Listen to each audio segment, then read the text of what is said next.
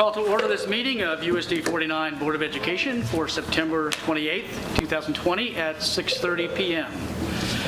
We have quite a bit on our plate today, so let me get right to it. The first item on the agenda is the approval of the agenda. Our agenda is posted on board docs, a link for which is on the USD 49 website. I move to accept the agenda as written. Do I have a second? Second. I have a second. And is there any discussion about the agenda? Okay, hearing none, I'm going to call for a vote. All in favor of the agenda, say aye. Aye. Any opposed? I'm hearing none. The motion passes 6-0. Please vote electronically the same way. And if we don't have Alan on there, I'll write it down. And I'm not sure I see me either. So. I didn't come I out. see everybody on there. No, Mine hasn't come on. I meant. I don't think I voted. Did you get a vote? No. No. Okay. Did you Then we're good. refresh? Did you refresh? I did. I refreshed. I marked 12. Yeah. Oh, okay. I came up to you and, okay, good. Technology always makes things better, right? It's me. It does, no, it does make it better. Okay, item number 2 on the agenda is the consent agenda. The consent agenda includes board meeting minutes from September 14th, 2020, the Hayes Recreation Commission agenda for September 23rd, and the minutes from August 26th. The ECC Director's September report and minutes from the August 24th meeting. The ECC Governance Screener report, personnel transactions, 3 additions and 1 removal from our district bank accounts, and financials. Do I have a motion to approve the consent agenda? So moved. Thanks, Tammy. Do I have a second? Second. Oop, Lance got it. Is there any discussion? I do have some, so hang on. Okay. Hearing no other discussion, I'll jump into my normal routine here. I would like to announce the hiring of a number of people. We have Maddox Winter, Jacqueline Schmidt, Nicole Hunter, Kristen Edwards, and Tassie Rouse joining USD 49. Welcome to the jungle. All right, so the consent agenda. We have a motion and a second. If there's no more discussion, we'll vote. Good. All in favor of the consent agenda, please say aye. Aye. Any opposed? Anybody abstaining? No. Okay. Motion passes 6-0. Please vote electronically the same way.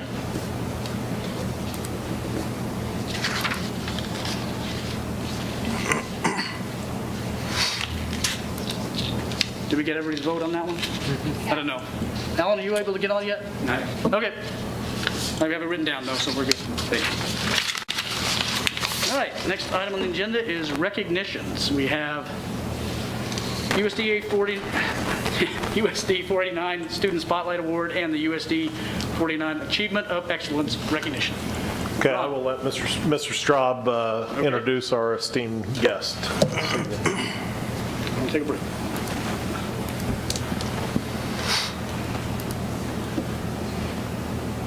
Good evening. It's not very often that we get to stand up here and recognize a National Merit Commended Scholar. And not only are we recognizing a commended scholar, we're recognizing a semifinalist, and we are even very confident that we have a student standing in front of you tonight who might be a finalist. We were blessed with a commended scholar last year, you remember? Yep. And I remember Jerry Brown is here. It's really fitting that you're here tonight, because I remember Jerry when Andrew was getting ready to come to the high school. And Jerry was explaining to this young man how right he was, and he kept saying, "You don't understand." Now I understand what I didn't understand at the time. Andrew is just one of those guys that when you talk to him, he's just very inquisitive, very perseverant, very smart kid. Andrew competed for the NSPT test, the National Merit Scholarship Qualifying Test, with over 1.5 million students in the United States. And we're not talking about students who are real, we're talking about the strongest students that those schools have to offer.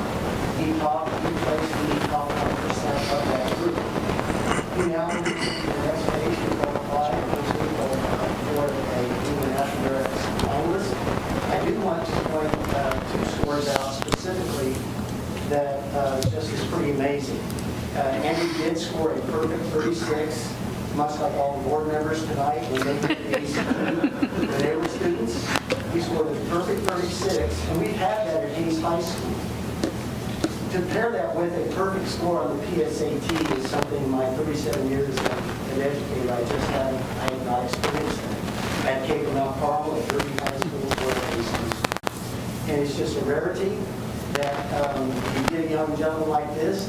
He's a very humble man, and it's just a heck of a lot of fun to be around.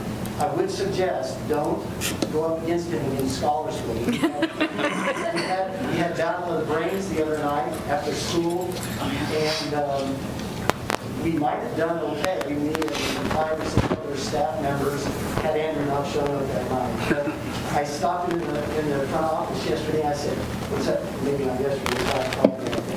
What does that look like? What do you mean? When you do math in your head, what does that look like? And he kind of explained it, and I still don't understand that.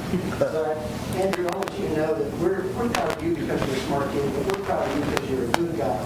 You're a very, very fine musician. You really represent us well in fine arts too. I think you're the whole package. And we really do appreciate you being an East Side Indian. And let's do us these flyers, your grandson, and everything that you love. We've already said jokes.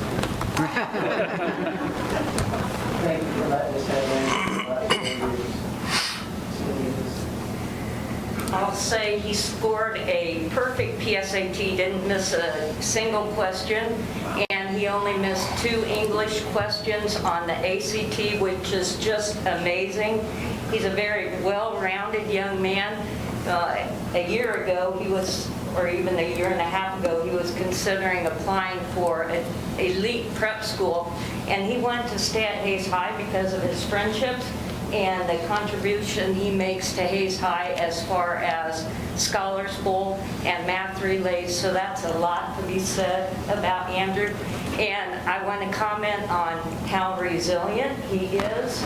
He had not the most perfect by any means upbringing, and he has just risen to the top. So I would say perseverance, resiliency, and brilliancy describes him best. Wow. Fantastic.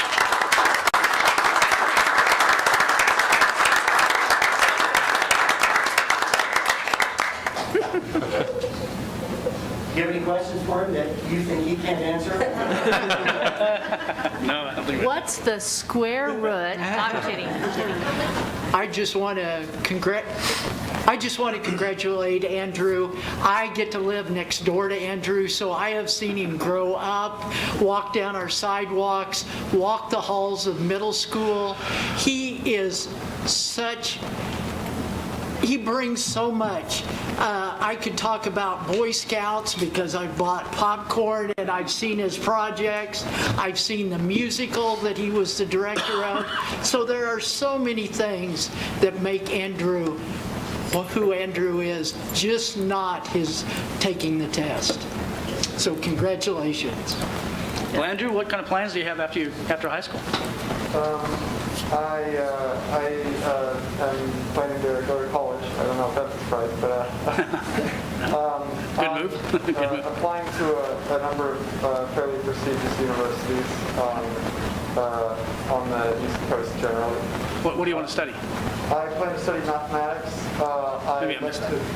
I'd like to become a math professor, same as my grandpa was, because I really enjoy mathematics and I really enjoy communicating knowledge to others. Great. Fantastic. Cool. Yeah. Awesome. Well, best wishes to you. Thank you very much for coming. Thank you. Appreciate it. So wait, Marty, 36? When I was in school, they said 3.6 was the highest. Maybe that was just me. Thank you. Trying to make me feel good.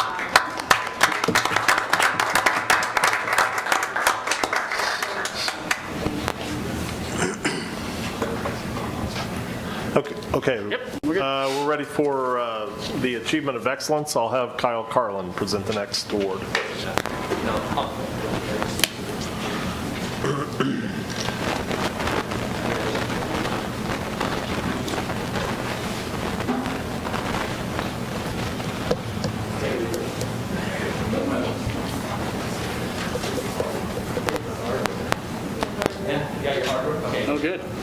All right.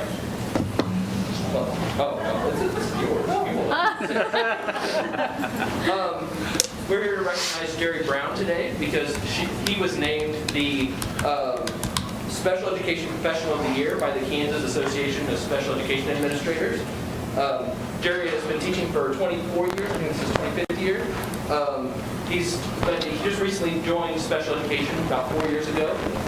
He joined as the gifted teacher at Hayes Middle School as well as Hayes High School. He also served several other districts in the area as part of the co-op with La Crosse, Victoria, Ellis, and now Russell as well as we have contracted with them. Jerry was nominated due to an outstanding educator. He's also very innovative in his classroom and in his program.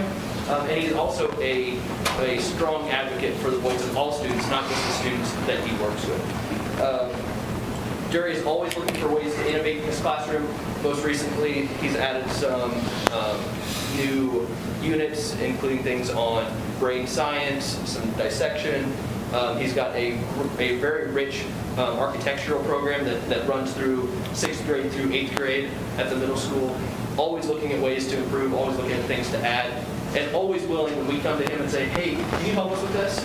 Always willing to step in and lend a hand, take on a little bit more responsibility, just always stand up. He's also been a very strong advocate in his work with KMEA, both locally as well as statewide and nationally, including being a national delegate to the National Assembly of the National Education Association. He's also been heavily involved with the Kansas Association of Teachers of Mathematics, serving on their board. I believe he was the president at one point. And then, of course, he's served on several committees at the state level. He's also served on several locally, having huge impacts in his building, Hayes Middle School as well as across the district, including things like the schedule committee at Hayes High, Hayes Middle School, as well as the foundations teams, and then serving on both the state level and a local level COVID response committee. So we recognize him on behalf of the co-op and USD 49. I just want to congratulate Jerry on the job well done. Oh, yes.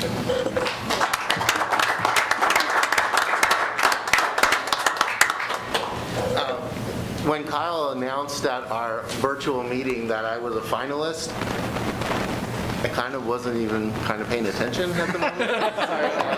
And then that really perked me up, and I was like, what did you just say? Totally came as a shock to me. I mean, people who know me kind of would say that I'm humble, I hope, and because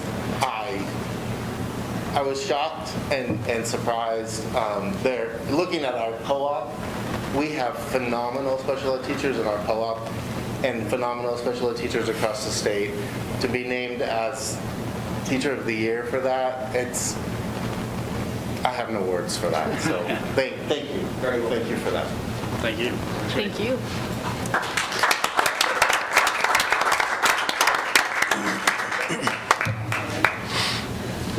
I was going to ask Jerry what he plans to do after he graduates, but I guess.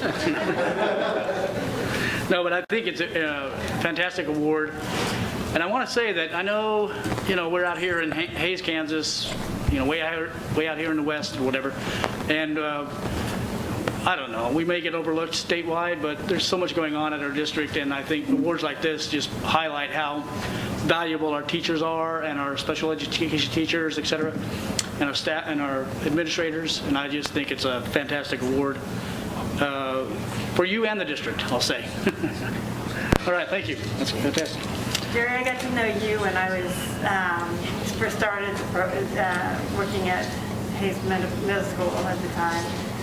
And I was so impressed with you and the way you worked with children and just your demeanor and the way you work with staff and everything. And that says a lot, I guess, for a new staff member to come in and just be completely impressed with you. And I think that's one of the reasons why you got that award is because not only am I impressed with you, but anybody that comes into the room, you just have this flair about you. So thank you very much, and I am so proud of you, so proud of you. Jerry, I would second that. I got to watch Jerry in a lot of middle school and had the opportunities to hire him several times. It's been outstanding. He is a resource for special ed, and I think continues to be a resource for the math in the district also. All righty. Well, thanks again for coming. All righty, moving on to the next item is the public comment section of the agenda. Does anyone in the room or whatnot like to say anything to the board? It's your opportunity to speak to the board. No one ever comes talk to us? That's fine. Okay. All right, moving on from the public comment section. Next item is the reports. So we have district communication from Ron Wilson. Okay, this evening I'd just like to take a little time about our reopening. Well, we're not calling it the reopening plan anymore, as we have officially reopened. But we are 1 month into the school year, and so I think we felt like it was some time maybe to revisit and kind of talk with the board a little bit about our plan and what kind of little reflection time in terms of what we feel like has gone well and maybe some things that we need to continue to tweak. That there's that old, that saying, and I've shared it with the board before. We do the best we can until we know better, and when we know better, we do better, and that's what we're hoping to accomplish with our plan. We still feel very strongly that keeping kids on site for learning is the best way for learning, and we also, in a sense, feel like it's probably the safest thing, as we have so many health and safety measures inside our schools and protocols that I think it's become a very safe place. Our 7-day average, wheels are falling off. It is working. We've had to shut down buildings for short periods of time because of staffing issues or other issues. We even had to require classrooms to go to remote for short periods of time due to other issues.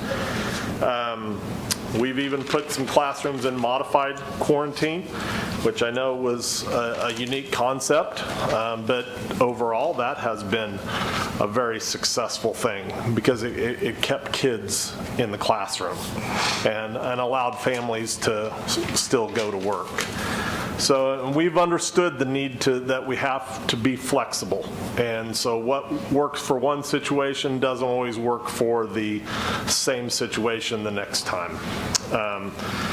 We are hoping that our parents and families of the district, appreciate that we are trying to be flexible and not just a one-size-fits-all approach.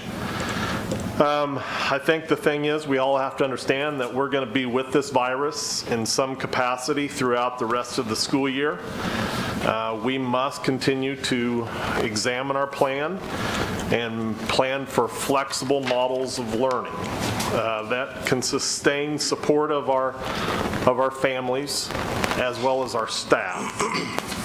I think that some things that we have learned this year that have been very valuable, that remote learning has worked on short periods of time for situations where we needed classrooms or students to go remote, whether they were in quarantine or isolation or an entire classroom. It has worked. It's still not as good as on-site learning, but it is serving us well. I think we've talked about the hybrid learning model. We have not implemented the hybrid learning per se as of today from the beginning of the year. It's something we have really my hats off to our administration, building administrators, because they have put a lot of work into coming up with hybrid models. It still presents lots of obstacles and challenges should we ever need to go to a hybrid. But we do have that model available should we need it. I think we've determined that, on-site is our best option. And we do have situations where we have to change course, but overall on-site is working. We've had some activities that have been disrupted because of the virus. Some of the biggest issues that we've faced this year, and probably the biggest, is staffing. We have had a number of staff, not necessarily positive staff members, but just people that have been asked to quarantine because they've been in close contact. And some of that is not necessarily just that's happening in our school, it's out in their extended families. What we are finding with our quarantining is a lot of it is because of family situations. I talked about the percent positive, but we have, over 100 the people that are quarantined as of today.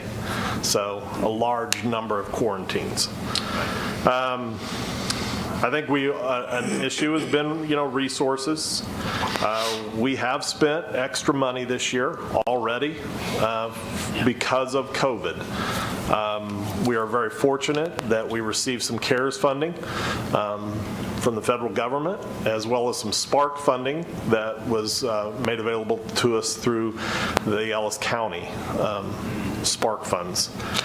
I think we've also been identified, and I don't know if this is something that has been new, but I think we've identified that our facilities really lack adequate space, as we're not able to social distance real well in most of our facilities. And also just probably lack of up-to-date HVAC systems in all of our buildings because of ventilation and air handling.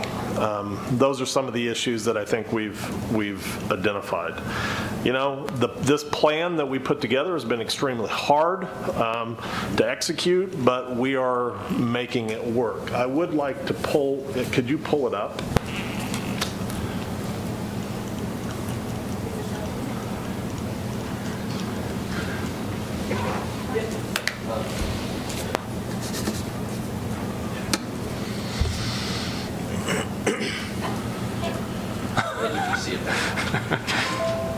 Okay, so first of all, you can see that it used to be called the reopening plan, but now we've just updated our COVID plan for the school year, if you just want to scroll down.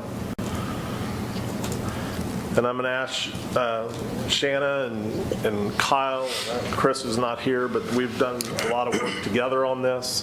One of the first things, and I don't want to spend a lot of time in going through everything, but one of the things that we've really tried to identify is that I think we had the belief that when we first started this, and remember when we first started looking at this plan, we were making assumptions on things that we hadn't really lived, and now we have, and we kind of see the difference. I think we had this idea that we would all know clear-cut what phase we would be in, whether we were going to be in a phase 1, a phase 2, or a phase 3. What we've identified right away after a month is that it's pretty difficult to have a clear-cut phase that you're in.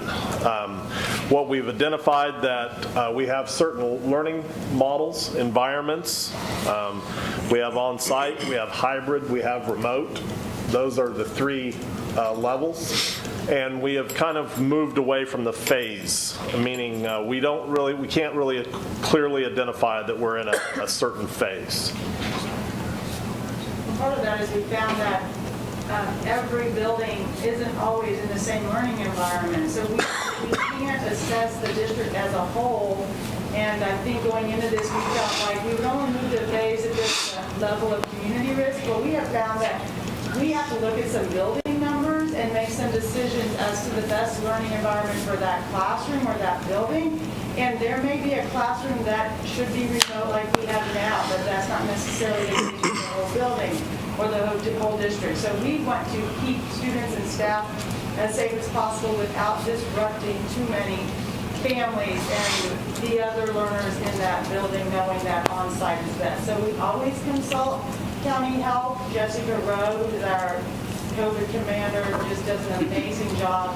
We have contact, she's been trained in contact tracing, so we have someone on board to help do those things.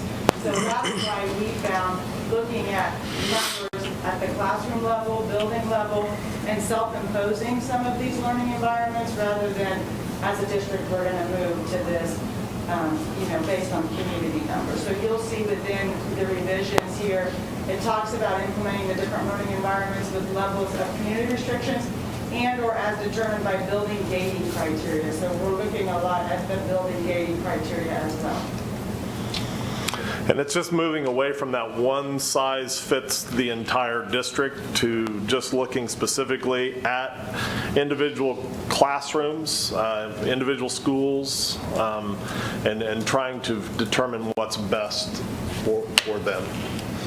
I don't know, did we actually make any changes on this? Yeah, well, we just added the building gating criteria. Oh. That was the page before, but no, not really there other than just adding the building gating. Yeah, you can move on, Renee.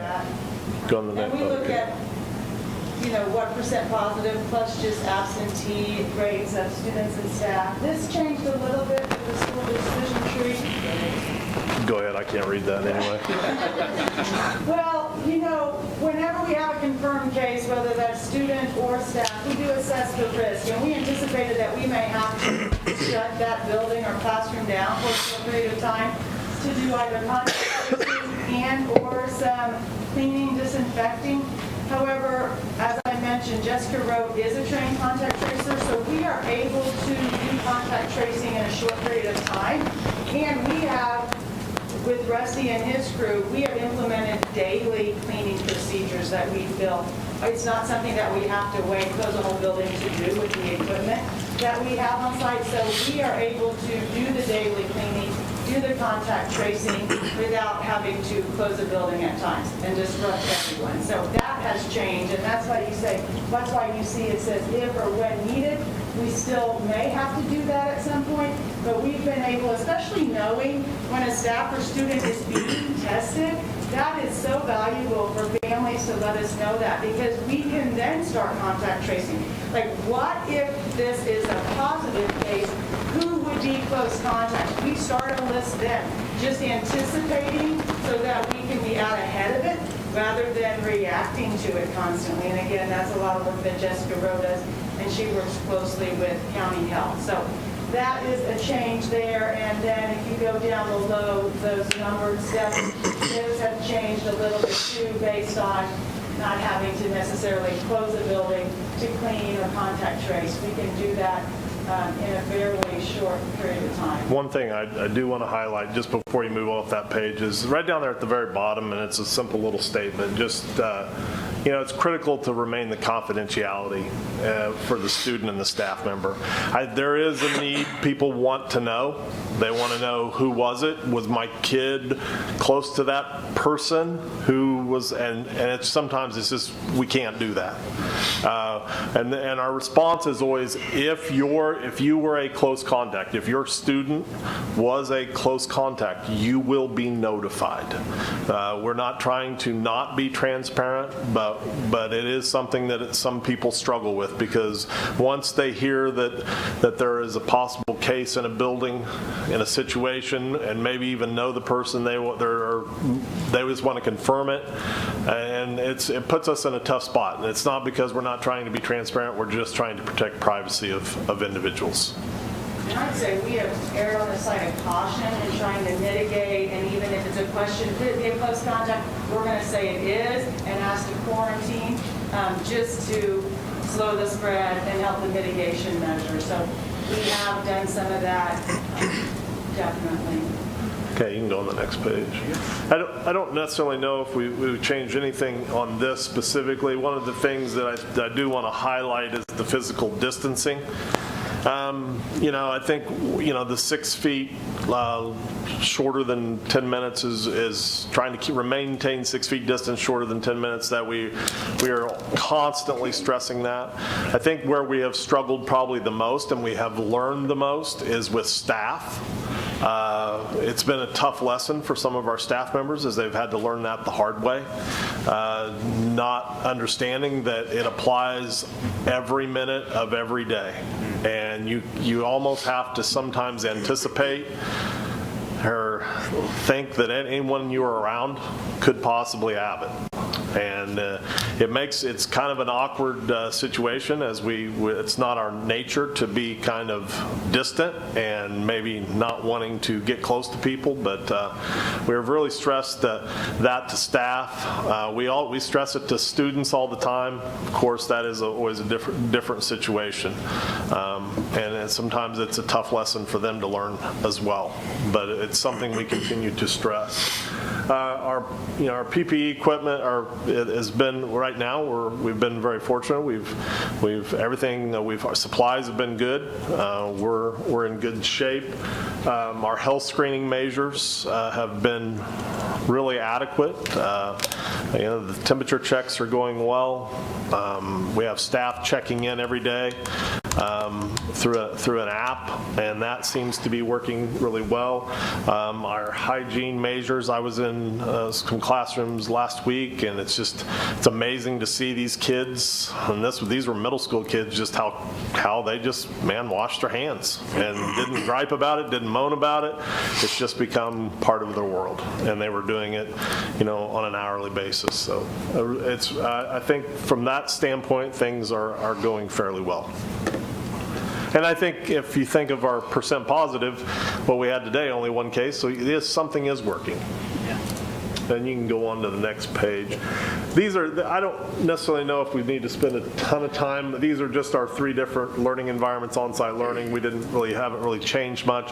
We have learned that on-site is where we want to be. Hybrid, of course, the administration, we put a task at them and said, come up with a plan. They worked hard, and my hat's off to them, because we still have a lot of questions, should we ever have to go to it, that we probably still need to answer, but we do have it available should we need to. And really, we just took the phases out of this, and when it came to staff, we know that all of our staff are essential, so we have had, even in the remote situation, staff come on site in their rooms, and so we're not closing the building to our staff, even if we do go remote. So we've learned that and updated some things.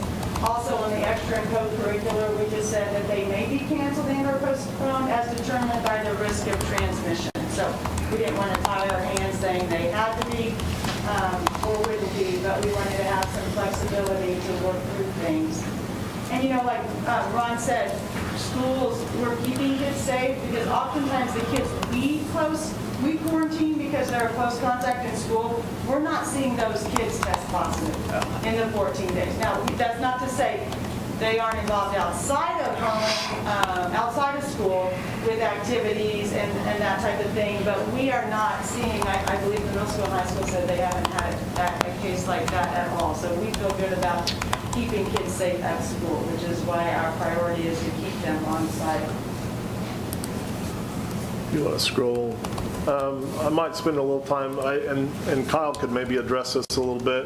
I think it's been also a bright spot is on a limited basis, we've had situations where our students with exceptionalities have had to be quarantined or in remote learning. And I think, man, you talk about a group of individuals who are real problem solvers.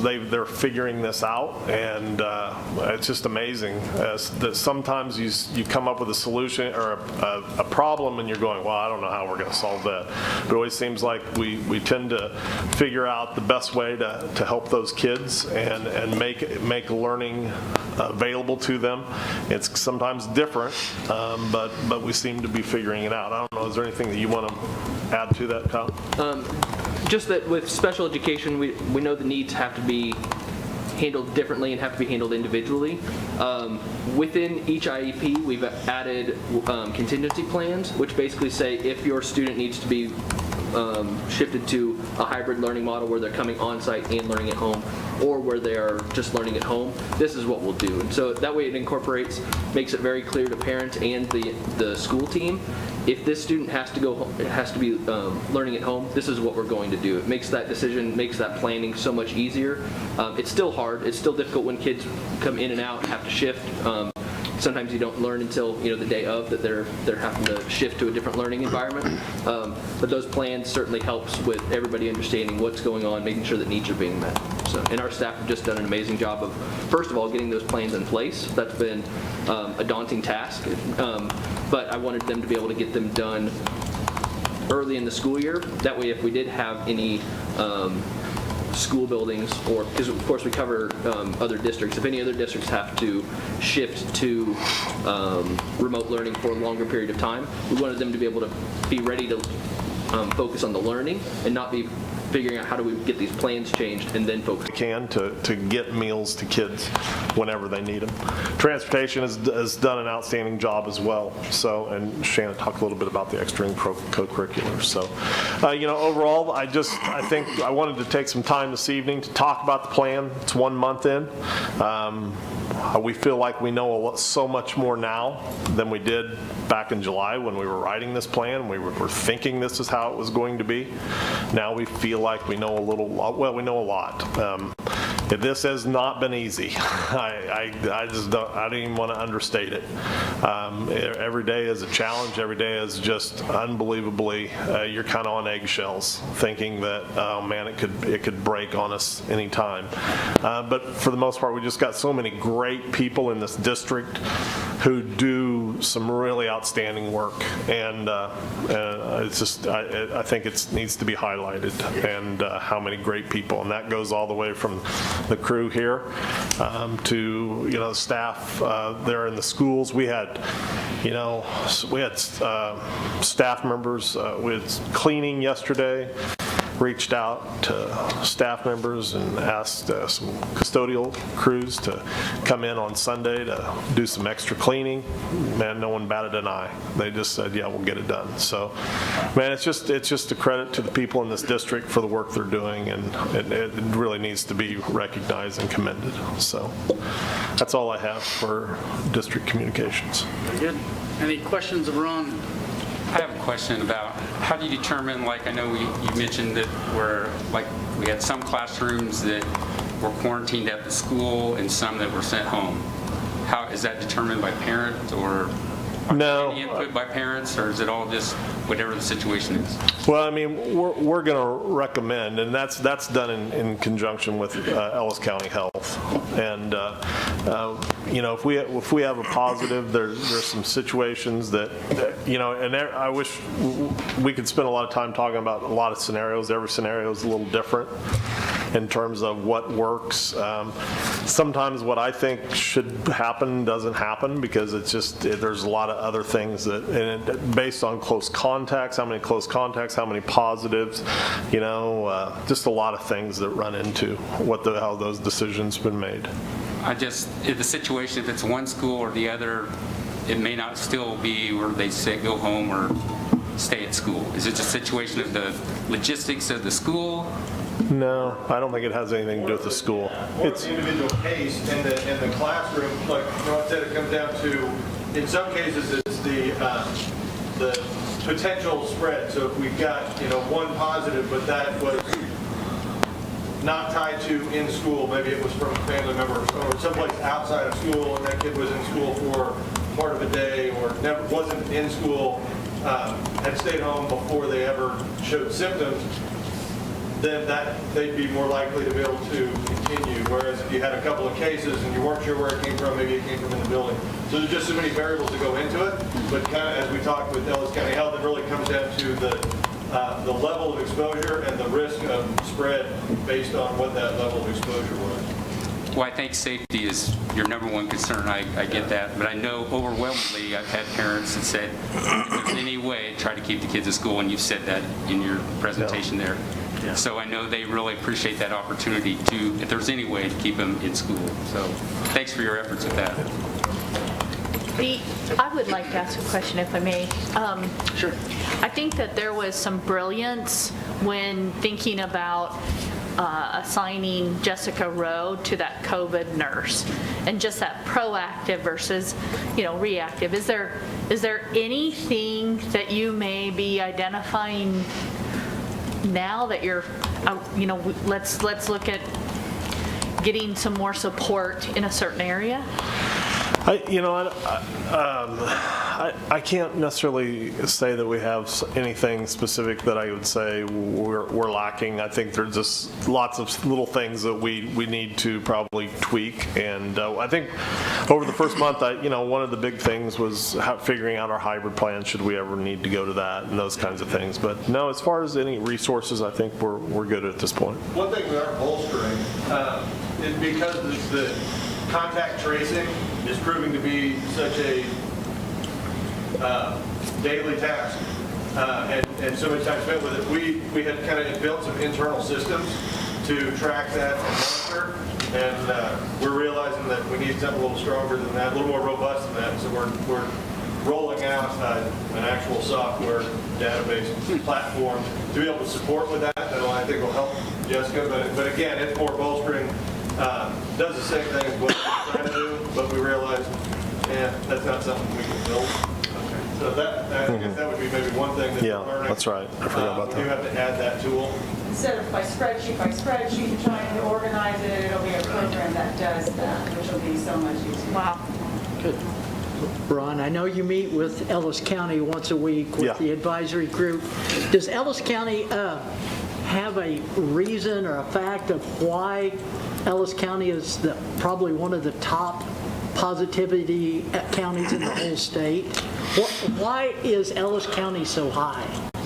Well, I think a lot of it, Craig, has to do with just that we're probably a more dense county than a lot of the other counties in our area.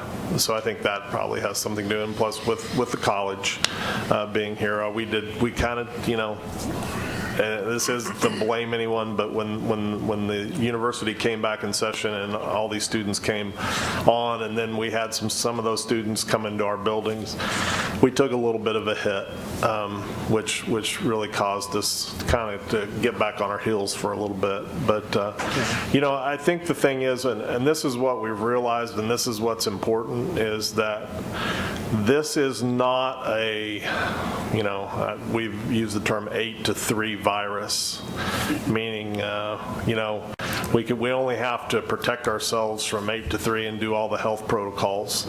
I think sometimes it's what happens after school gets out that has, and that's not to, we just really need families to understand that large group gatherings are not a good thing. We need for them to continue to wear a mask, outside of school. We need for them to continue to keep their kids at home if they're sick. And really, I think families have done a great job with that. Those are the things that I think are very important as we continue to try and get our numbers to trend down, because like I said, it is working, but these numbers got to go down at some point, or I don't know if it's going to be sustainable. What I worry about is, school's only been in session for a month, and I think everybody's worked. Students, it's been a long month for students. It's been a long month for teachers. Right. It's been a long month for you guys on there. We're moving into the fall and the winter when I am just amazed when I go by the schools. I see the Wilson art teacher holding class outdoors. I see the PE teacher outdoors. I see Mr. Albers holding his staff meeting outdoors. But when it gets to be 10 degrees, we've got a whole different ball game. Yeah, and I think the thing is we've floated some ideas. I do think that, and not saying we're for sure going to do this or this is something, but we have floated the idea of maybe trying to extend some breaks a little longer, just to keep people, because as people travel during breaks, we're worried about people coming back and maybe being positive or having transmitted, and by extending our break. But now when I say extended, meaning we would maybe look at going remote after a break at the beginning of the end of a break, to give everyone a chance to, if they are sick, to, so that the symptoms can show up. And because I think those are some things that we worry about, especially as the winter and the flu season and the virus continues to take its toll, and we just need to look at other options going forward to make this sustainable throughout the entire year. Because like I said, this is going to be with us. This is not going to go away in January. Staffing. Since then, word got out, the community is responding. We're getting people, anybody with 60 hours of college credit can apply and become a sub. They can contact us at HR, and we'll help them get through the application process and get them in the system. So the numbers have gone up. There's been a couple of times where it starts to get pretty close again. But like today, I think every teaching spot was full. We had some non-certified, some para spots that were not. Sure. Last week, Friday, there were some open spots because we did run out of subs last week. But there has been good response from the community, and we'll take any and all. Again, 60 hours of college credit, you can become an emergency sub. The thing is, tech support with remote takes a lot of tech, and I know there are some curriculum materials where they have some video lessons, so we are looking at purchasing those at the elementary for some of our curriculum, and I have teachers just personally thank me because they're making their own videos of, because they're trying to do on-site, and then they have quarantine kids. So whatever resources we can find like that, Marie Henderson's position, instructional tech, when we have a staff go remote, she is in that building to be of assistance to help. But the more students we have at home remote, we do give them a link for tech support from at home, and so that really then taxes the tech things that need to happen on site. So I know we've been talking about how we can, help in that area and make sure that we have a quick turnaround with those families that need it, especially if we do it on a broader scope.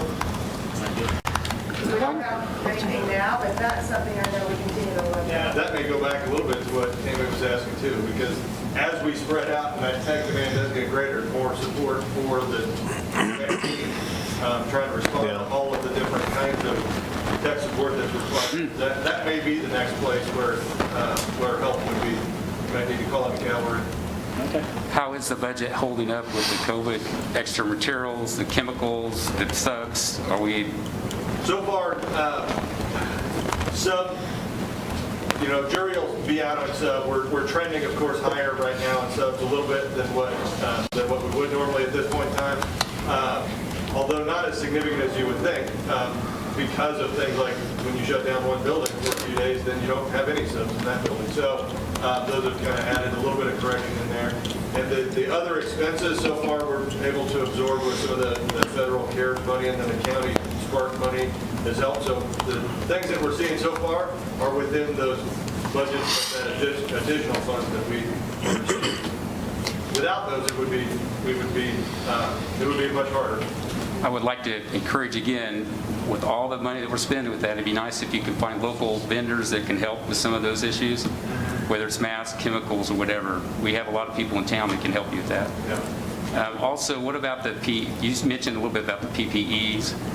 Are we good at all levels? Are we about the same? I noticed with the news coverage we had that from the TV station that there were a lot of those plexiglass dividers at the high school. Are we the same, or do we have that option at all levels? Yeah, I think it just depends on the situation and what is available and what works for classrooms. So we're able to protect our elementary about the same in some of those cases. I assume. I'm not aware that we are not doing that. So. Okay. And we have handed out quite a few masks, and we had a local Simply Charm reached out, and so they're working with the company Bella Luna to get all our elementary schools masks for kids. So it's been nice to have masks on hand, and I know our elementary admin was saying, "Good, you're running low. We need more, another stash of those." So we do have some, we appreciate the local support we've been getting from our community. So shout out to them and Simply Johnny. Could I get a list of some of those people so I can help thank them for their efforts when I see them? Or You bet. I appreciate that. Thank you. I would like that as well. Okay. Very good. Well, Ron, I think, oh, you have something to say? Well, I was just thinking in my mind Okay. that flexibility in this case really comes in handy. Every day it seems like something different. And you all really are doing this very, very well. And it's tough, but I was just thinking in my mind, this has only been a month. Our talking like this has been almost a year, you know, and we're only talking just a short period of time. So you guys are doing so well. I'm just so impressed with the way you're handling this. So I just want you to know that, just thinking in terms of how long this has really been going on. And not just you guys, but the teachers, the students, and everybody else. You make a good point, Lori. And yeah, last week felt like a year in itself. But the biggest thing we can all give our teachers, our staff, is just to make them feel appreciated and valued. So whether that comes from the board sending them or anyone out in the community, you know, we talk to teachers about self-care. It's tough when you just spend everything. So another, which doesn't cost anything, is just, you know, expressing intentionally your appreciation and understanding and thanking them for the job they're doing. So that goes a long way. I would like to comment that the last update that you had was excellent, and it really helped me see what the status of our district was. So thank you very much for that. That was great. Yeah. Well, I'll echo everything people have said. I hope you understand that we do, as Lori said, we really are appreciative of the hard work you've done and the planning early on that allowed you to be so flexible now, if that makes sense. Because if we did come up with a rigid plan earlier, we wouldn't be probably talking about shutting down this classroom for a few days and then this half a classroom for a few days and maybe this school. So I think early on was very good work done early on, and it's continued until now. So. Absolutely. And the comment about having a hard time finding space to social distance in the classrooms reminded me of a discussion we had prior to this during a bond issue that we needed to right size our classrooms. And I was kind of puts a different spin on that right sizing of a classroom because we need more space in the classroom. Okay. All right, folks, I want to move on. I don't want to move on in the sense of I don't appreciate the work you've done, but we need to move on. I got you. Okay. We want to get up. The Chiefs and Ravens are playing tonight, right? So. All right. So let's try and kick back into high gear. The next item on the agenda are action items and discussion items. So the first is the real estate land purchase. Ron, do you want to give us a brief overview of what's going on here? Yeah, this is a piece of property that is just south of the transportation building office, right off of Main. We have owned the lot to the south, I would say 3/4 of the lot we've owned for many years, but there is a sliver, a small section that we have not owned. It came up for sale through some negotiations. We've been able to reach an agreement on purchasing that property.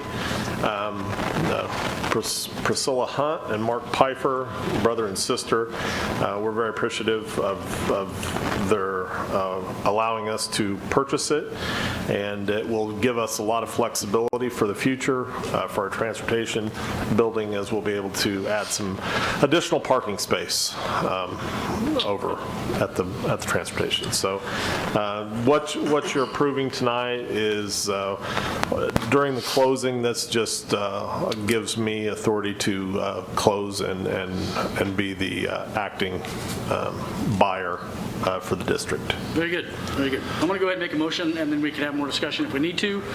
I move to approve the resolution to purchase the property adjacent to the school district's transportation department building in order to provide additional parking. Do I have a second? Second. Thank you. Now, any more discussion? I mean, we've discussed this already, so I don't think we have any questions. Did we have the property appraised? I don't believe that was part of the title work, no. We did have an appraisal from Ms. Hunt prior that she showed. Right, okay. Any more discussion, folks? All right, I'm going to call for a vote. All in favor of the motion, please say aye. Aye. Any opposed? Anybody abstaining? Okay, motion passes 6-0. Please vote electronically the same way. Next item is the District Data Center Technology Network update.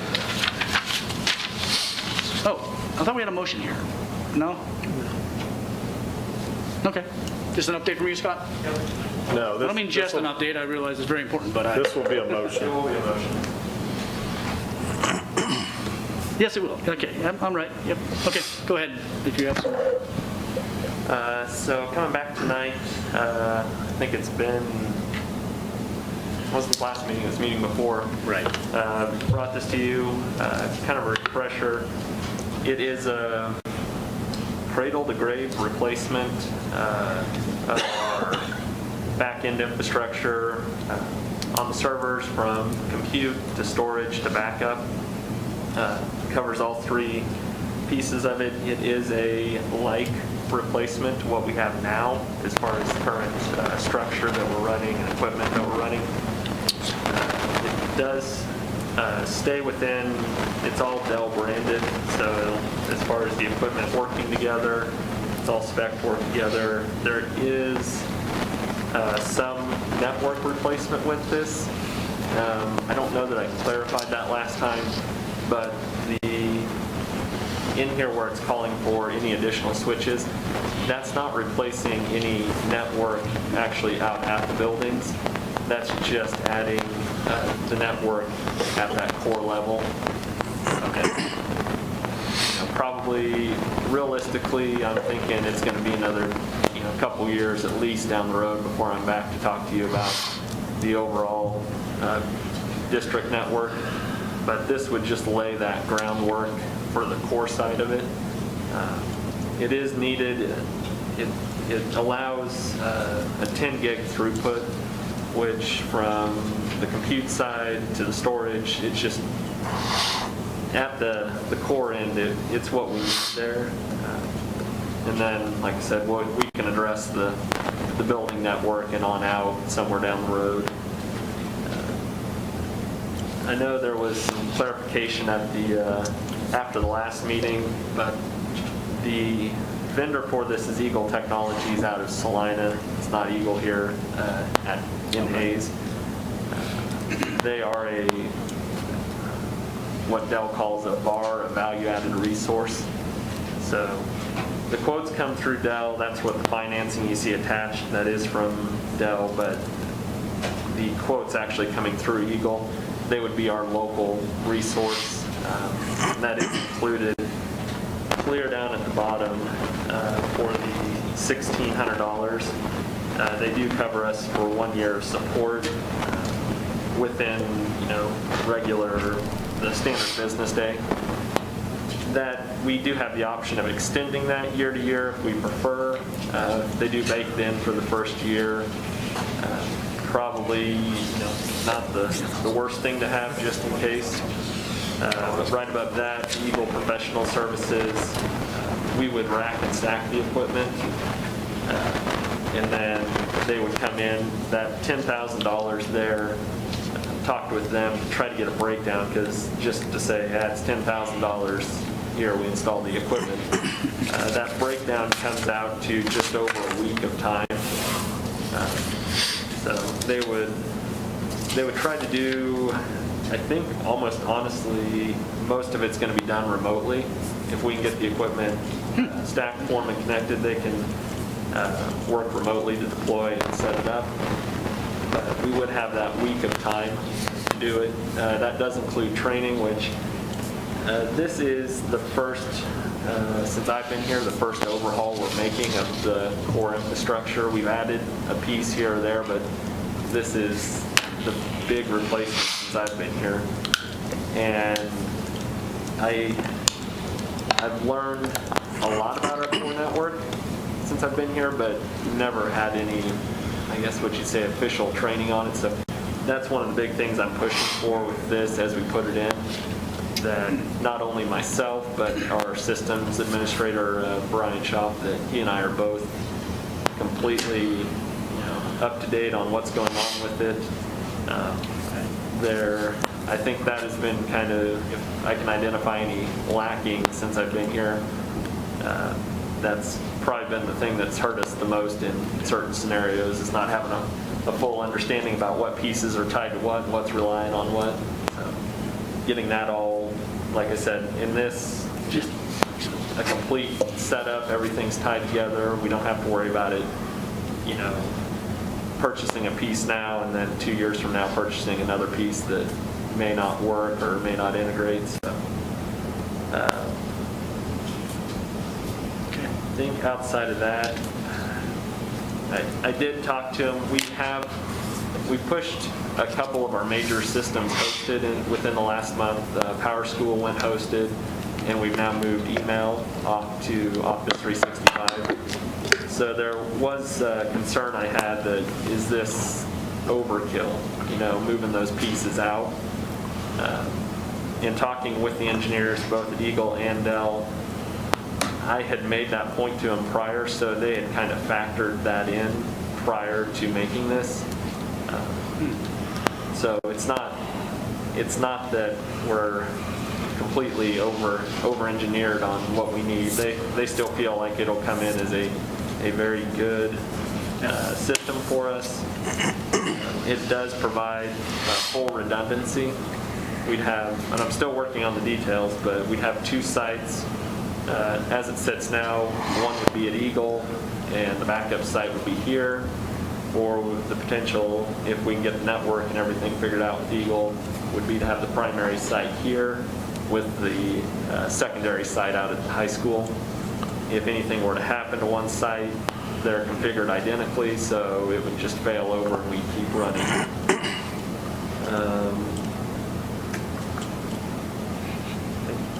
The only other thing I did want to point out, just because it has been a point in the past, but this is all under the Kansas State bid contract with Dell, so it does qualify there.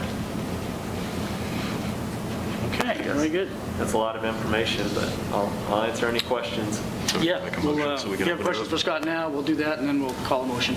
So, are you going to make the motion first, or do you want to open it up first? Yeah, I'll make it. I move to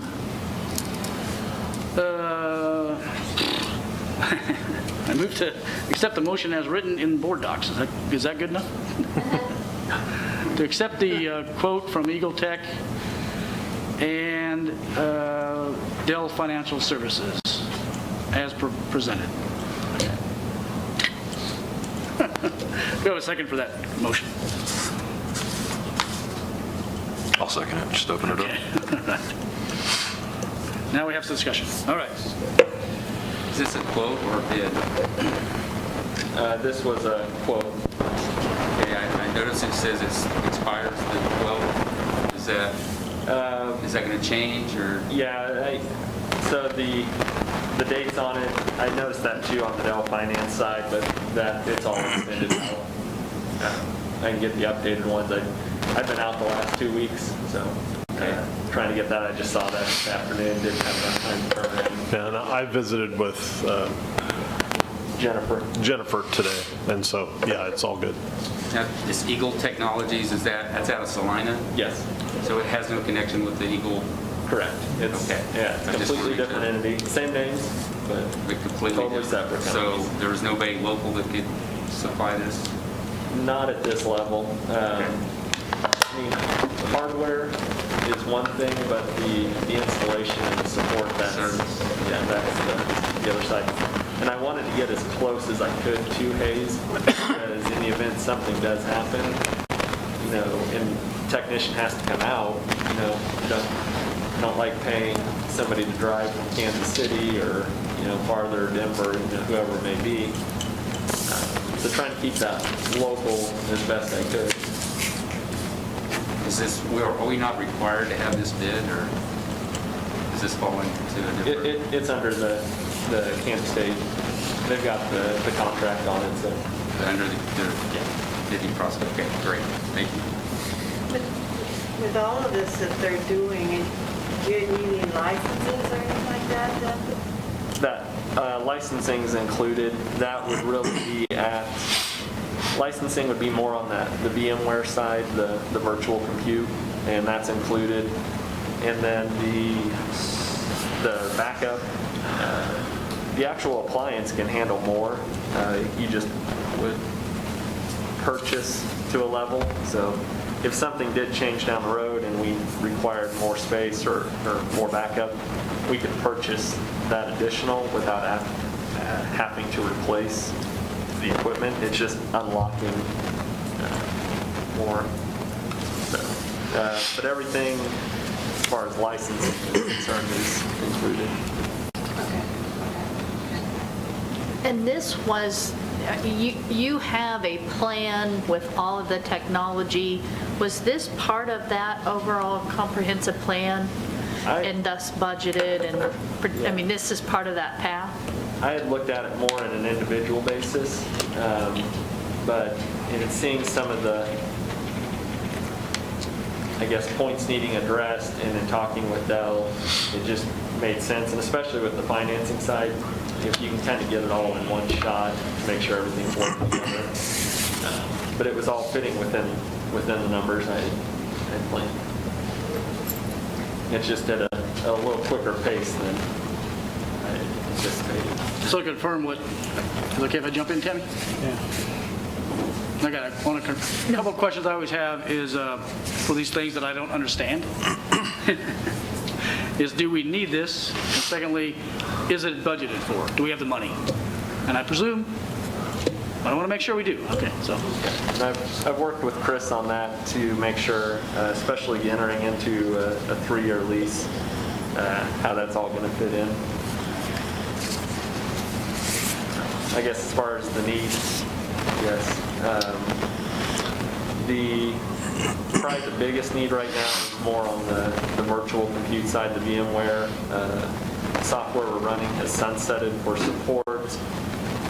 The equipment that we're running it on was purchased, the 3 servers were purchased across 2014 and early 2015. And those 3 boxes are starting to show, they're showing age. They run 24/7, 365. Right now, the biggest issue that we run into them, or are running into with them, is correctable memory errors. And that just, it's time consuming slightly, in the fact that we have to move off all servers that are running on that box, bring that box offline, de-rack it, remove the memory, the module that's in question. Most of the time it's pull it out, put it back in, re-rack it, fire it back up, it's corrected, it's memory error, and then we vMotion all the servers back off to it. So it's a doable process, but it's one of those, we're getting away with correctable memory errors right now. It's when things start to become non-correctable and the hardware starts to fail out. I mean, those servers, we've got about 20, I think we're down to 25, 26 servers that run virtually inside that environment. All the way from print servers, to file servers, to the nursing software, iPad management. So if we lose them, we lose a lot. And that's the beauty in it, that even if we did lose one, we can run fully on 2 of them. So we always have a third in spare. Okay. And even if we lost two, we have broke down into what are our critical systems, so we can really run clear down to one. It's not comfortable. People will definitely notice that we're running on one. But that's kind of the beauty in the virtual infrastructure and why I'd want to continue that path. Well, Lance is our expert on the board, I think, for computing stuff, and he's also on the technology committee, so I would like to get your opinion there, Lance. I just have a couple questions, Scott. I guess with Eagle, first of all, is this quote basically turnkey then? Yep. So that's going to include everything, nothing above and beyond this. It's just fully setting it up, migrating everything, everything all the way through. Turnkey. They'll make sure that we're running. Turn it over to us. Okay. A few other things I noticed, like on the support contract, I know there's a VMware support contract for the other stuff on there. What is Eagle bringing to the table above and beyond what we get from the support through, obviously I know the install piece, but I'm talking the piece after that. What are they bringing to the table that we don't get with VMware as far as being able to call them? Just, I guess, dedicated local. I mean, I've not done a whole lot with VM support, but I imagine just being able to get somebody on the phone right away who's helped install that infrastructure. And I do look at it from a standpoint of, if something, even to the point, Brian's been out a couple weeks quarantined, I've been out a couple weeks. If something were to happen, that at least gives a local resource that's available to work on that equipment and knows what's going on. Where I know VMware, we call them up, they can figure it out. It just may take a little more time to do it. Okay. Does any of that stuff that they have on there that they quoted out, I didn't see the price, I'm sure it's in there, does any of that include like on-site service, or is that all remote? For their support? I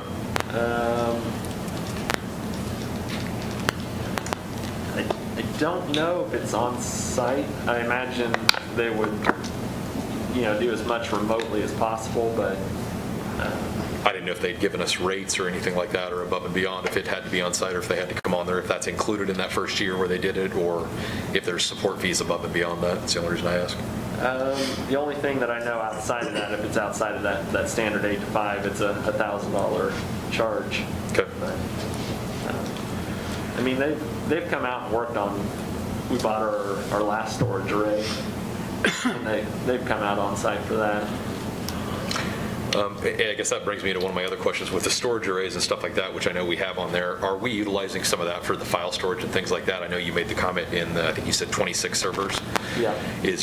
Are we spinning up Windows boxes for those, or are we actually using the storage arrays for a lot of that type of stuff for actually the data storage and file shares and stuff like that? Right now it's all on a Windows, I think, Server 2016 box. Okay. And as much as we have tried to push staff students to utilize Office 365 and cloud storage. We use our storage appliances and things like that where we could do some of the stuff there instead of having to spin up a 2016 or 19 server, or basically just less overhead and less having as far as resources having to do with this system. Using that more for the raw storage than, that is definitely a plan I want to have. Sometimes I wonder, the number of servers we have, is it just a necessary evil of the district this size? I do like that when they did that, it does seem like a large number of servers, and that each server is doing a very small task. But that has saved us in a few scenarios of being able to, we just got to take print offline. I don't have to worry about taking anything else down with it. So there's been some good to that. There are some other programs that, like even Ron and Chris and I have talked even about nursing software today, where that may head down the road. That's potential another server shut down. So there is definitely some room, I guess, there to look at that and address and consolidate some of the server environment. And I assume, based off of just looking at the servers here, I assume the data storage for that is going to be these storage arrays, so all the ESXi and VMware stuff, storage-wise, will be actually on the data stuff rather than running locally on these Dell servers? Yes. Okay. Yep, they'll be their own separate appliance for backup, storage, and compute.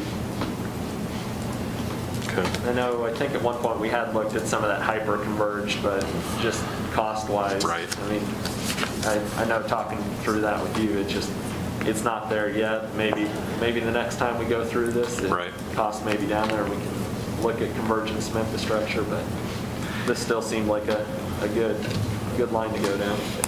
And then the last thing I had was basically dealing with any of the switches and that, because I know we run, I think, a couple of different things as far as from network connectivity and stuff like that. Did we look at, or was that considered as far as possibly any other switch? And the reason I say is generally you don't think of Dell for network switches. As far as the other stuff, I just didn't know if maybe there were some other things that could be brought to the table as far as with, something, especially some of the educational discounts that some of them offer.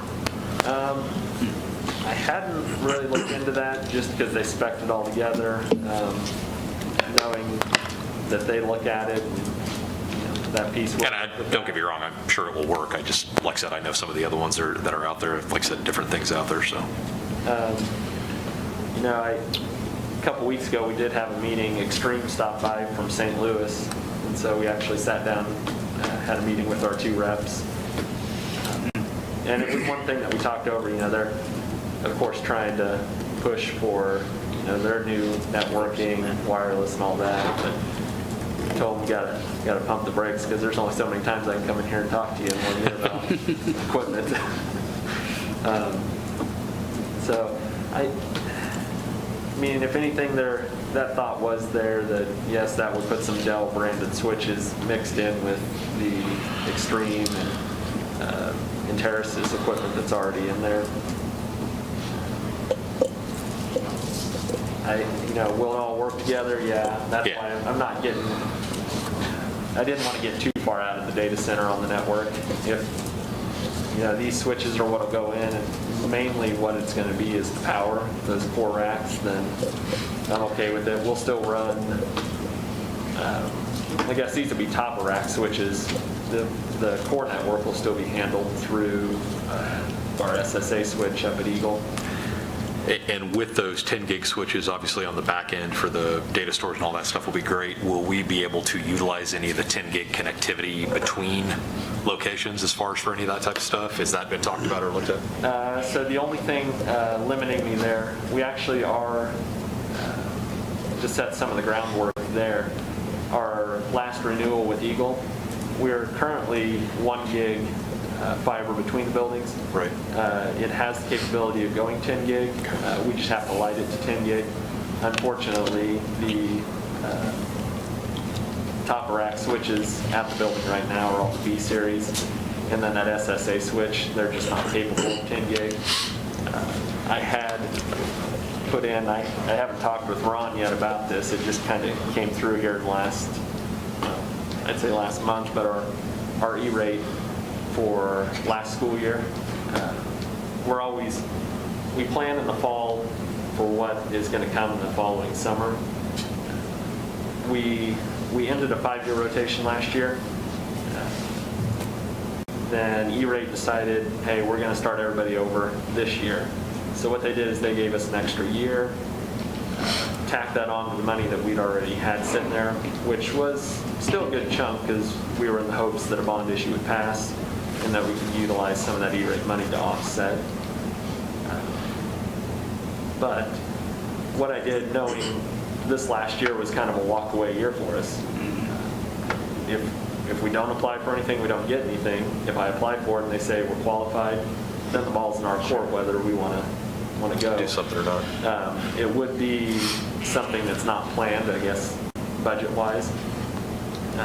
But what I did apply for was a new top-of-rack switch at every building and a new fiber aggregation switch. And that's all been approved. I just haven't had the chance to sit down with Ron yet and see if that's where that could all work in. But it would take a piece like that. It wouldn't take that whole piece necessarily. Really all we would need is top-of-rack switch at this data core at the second data core, and then the fiber aggregation. So you could really get away with 3 switches. And with these here having the multiple 10 gig ports, would at least having these allow us to tie, if you ended up putting one at Hayes High and one, like for sake of argument here, would we at least be able to light that 10 gig with these switches then the way you're doing this? Yeah, depending on where that core network comes in. Okay. It could be done. I guess it depends if that core network can move here, or if we keep a rack at Eagle. Right. Because if we keep a rack at Eagle, yeah, there's ways we can work around that, even here. But my worry would be if we move the rack here and we can't get the fiber moved here, we're going to have to keep an aggregation switch at the head in there. Yep. So at that point, we'd be 3 I just switches figured if so, obviously 10 gig would be a massive improvement as far as for data transfer and stuff like that if we were using it for the redundancy. So yeah, but that I'm laying some groundwork for that, but it's not all in place yet. Thank you. Scott, this is a replacement of a lot of equipment. What is your plan, or what's going to happen with the existing equipment, and is there value in that we're going to be seeing a return from? I would work. We did that the last go around with Eagle when we bought the last storage array. They were able to offer us some money back for the equipment. I'm not saying that's it's Lance is right. It's a very small amount in the grand scheme of things. They wouldn't be the only person I would look to. I mean, I think I get a couple phone calls a week from tech recyclers. There's always somebody looking for something. And it's unfortunate. It's one of those pieces you'll spend a lot of money to get, but when it comes time to retire it, they don't hold their value. Yeah. But to answer your question, yes, we would try to resell. And you know the pieces that you just replaced in the recent years may be worth value than are 10 years old. That you'll work that out. Yeah, there's potential. The newest piece of equipment in the mix, probably tossed up between the backup appliances and that one storage array. They're all about 5 years old. So the equipment past that, I think the second storage array is pushing 10 years old, 11 years old right now. Probably not a lot to be had from that, but that's my goal. Even as we retire other equipment, be it iPads, laptops, whatever, to get it out. You're doing a great job. Yeah, get it out to a recycler, because I don't need it sitting in the office. We already look like a box fort in there right now with new iPads. I don't need any more equipment sitting around. Okay. Scott, last question I had was just basically dealing with the budget. I think you somewhat answered. I think with the way this was, with the financing over this still fits within your next several years' budget, correct? Yeah, because there was some of this equipment that, like I said, I wasn't planning on doing this all right now. It's going to be chunk now, chunk later. But the yearly payments still all fit with where we're headed. So it just allows us to get the equipment all now and works together. I'm glad to hear that, Scott, what you talked about there, because I was going to ask Chris or whatever, going into a 3-year lease, and I know coming to the board very quickly will be the HVAC for Roosevelt, and we've already delayed the HVAC for the high school, and we're looking, and as Ron said, all of our HVAC, other than at the middle school, needs a look at. So I just don't want to overweigh our leases into capital outlay right now, trying to do a whole lot here and have to push HVAC back, because that's something that may not be able to be pushed back.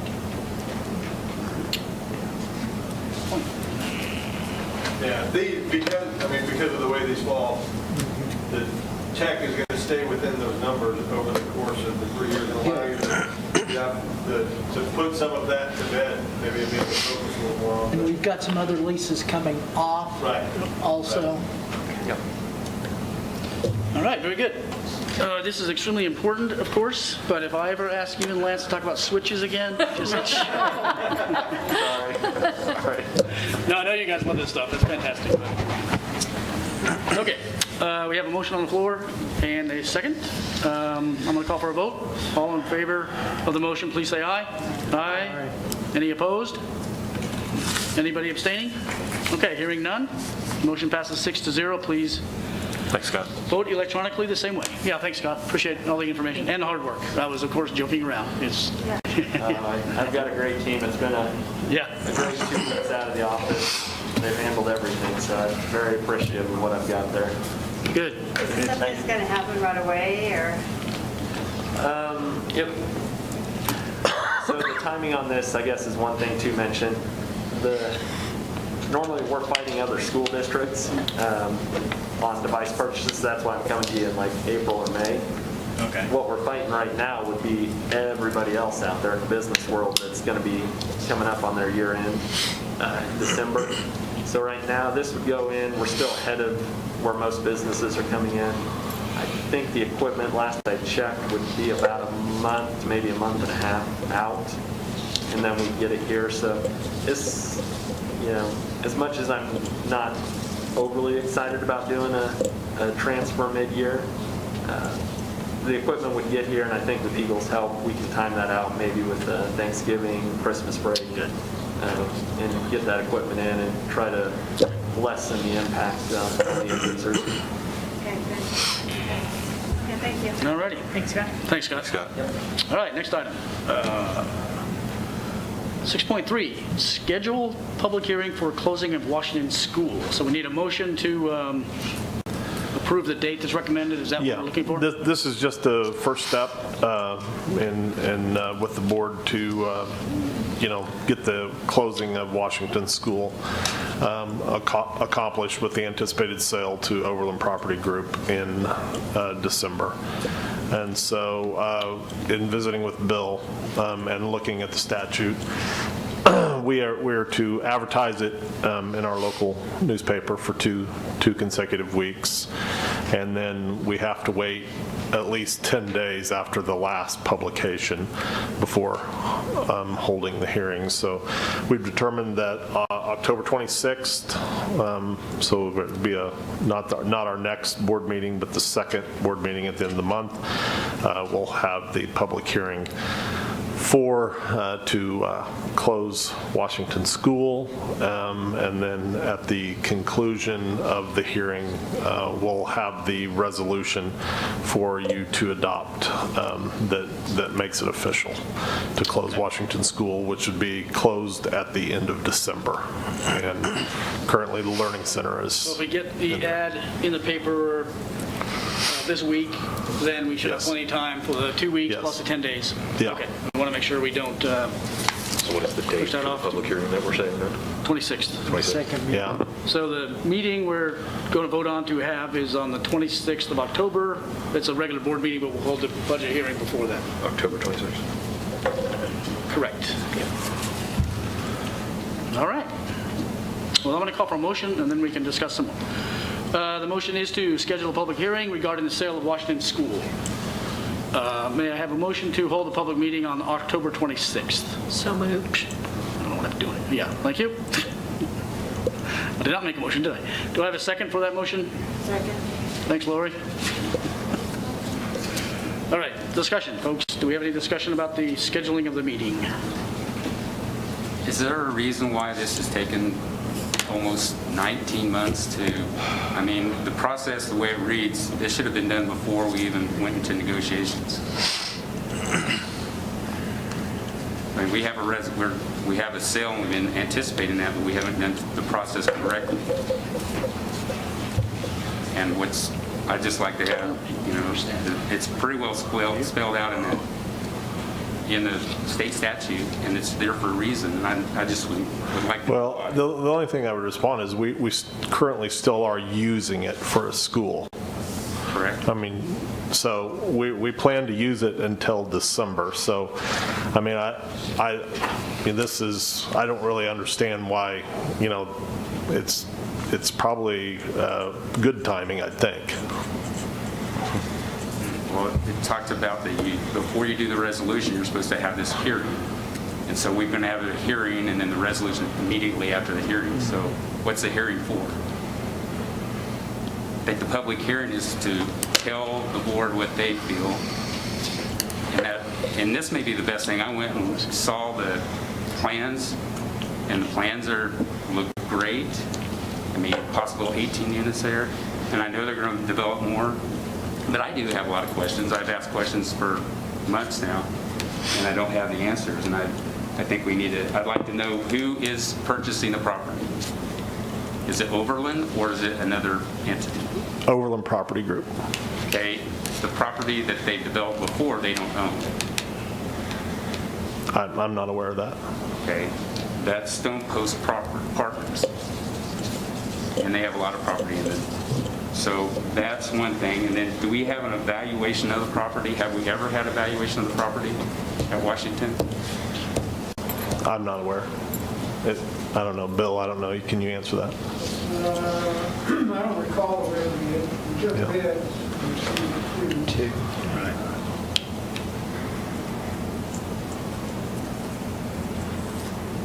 So when we sell, like if I'm going to sell property, I want to know what's valued.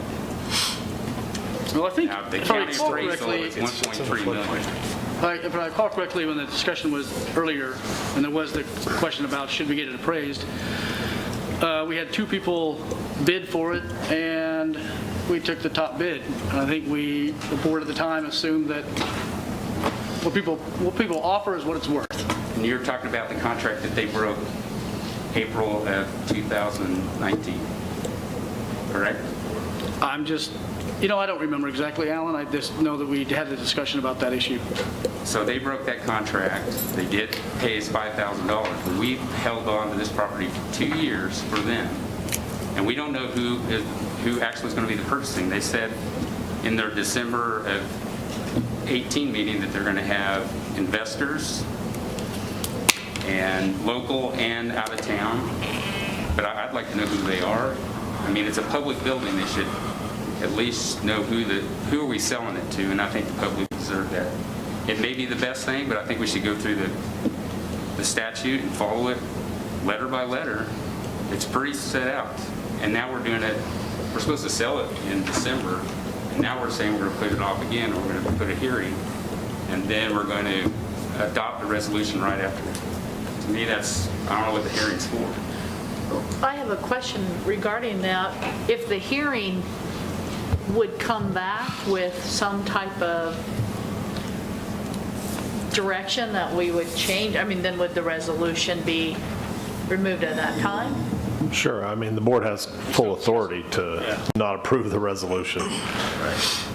Just because you'll hear the resolution, you have the opportunity to approve or not take action. What are the contracts that we have with them say? Is there a way out? You don't know, or there's not a way? There's no way.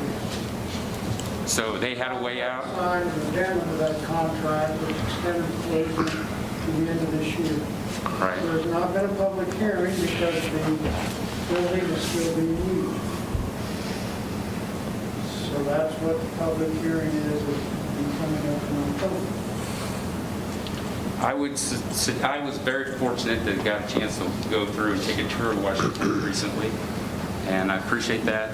I would encourage all the board members to do that because, as Ron said, we will not find a better place for the Learning Center to go to in that short. Because they have got that fixed up, and it is very nice, and it's a great place for kids to learn. And it's a shame that we're going to be, I don't know why, maybe Mike or Lance has an opportunity, why we didn't get bids or find out how we can improve that property. We did get bids. Nobody bid. No, I'm talking about to renovate. Because you can do that, and it doesn't cost anything. And we have another building exactly like it that's in service with Lincoln School. We don't know what we're going to do, so it'd be nice to know if that's something that we're going to do. Because we closed the building, we shoved all those elementary kids and crammed them into the other schools, and we've been doing that for 5 years without any relief. That's sad. And then for the last 2 years, almost 2 years, we've been holding this property for this group, and I don't know why. On July of 2019, the board voted to list the property, and it never was listed. And I don't understand. That's another question I have, why it was vote 7-0 to list it, but none of the realtors knew about it, and I guess I have a different opinion of what listed means. But To me, that means it's put out so anybody could know about it, but it had that caveat on there that no matter what anybody bids, they had the first right to bid above them. So no one bid it because they didn't know about it. Anyway, this is a situation, and I don't know if it's a mistake, I don't know if it's an oversight, but one of the things it says in here that we need to be prepared, representative of the board shall present the board's proposal after considering all the testimony and evidence presented and submitted at the public hearing. How are we going to do that? And vote on resolution immediately following.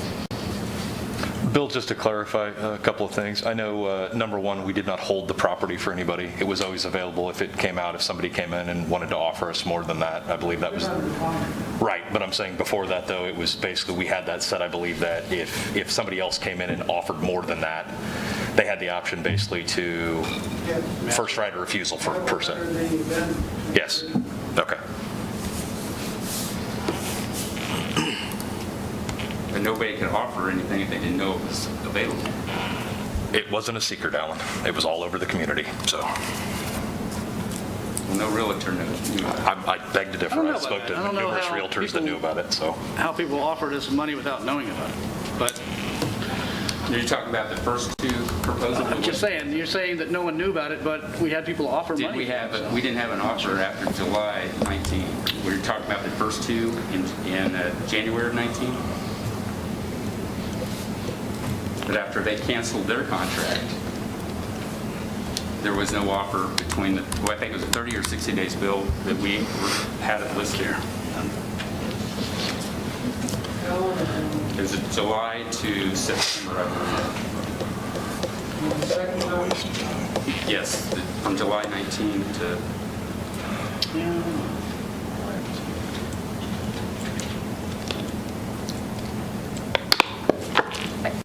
I guess the way I understand, if the hearing would provide additional information, we still have an opportunity at the October 26 meeting to deny. And at that point at the hearing, there would not be additional information we'd be getting. So I guess, I mean, I feel like then we would have the information at the next meeting, or not the next meeting, but at that October 26. So right now, all that the vote is we are calling for a hearing. Yes. So correct. I guess I'd like to move forward with the vote on just that hearing because we have the ability to still get more information. And not approve the resolution that night?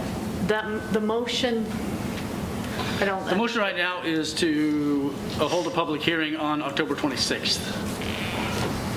Bill, do we have to approve, when's the latest that we need to approve that resolution? We need to be prepared to close the contract for the end of the year.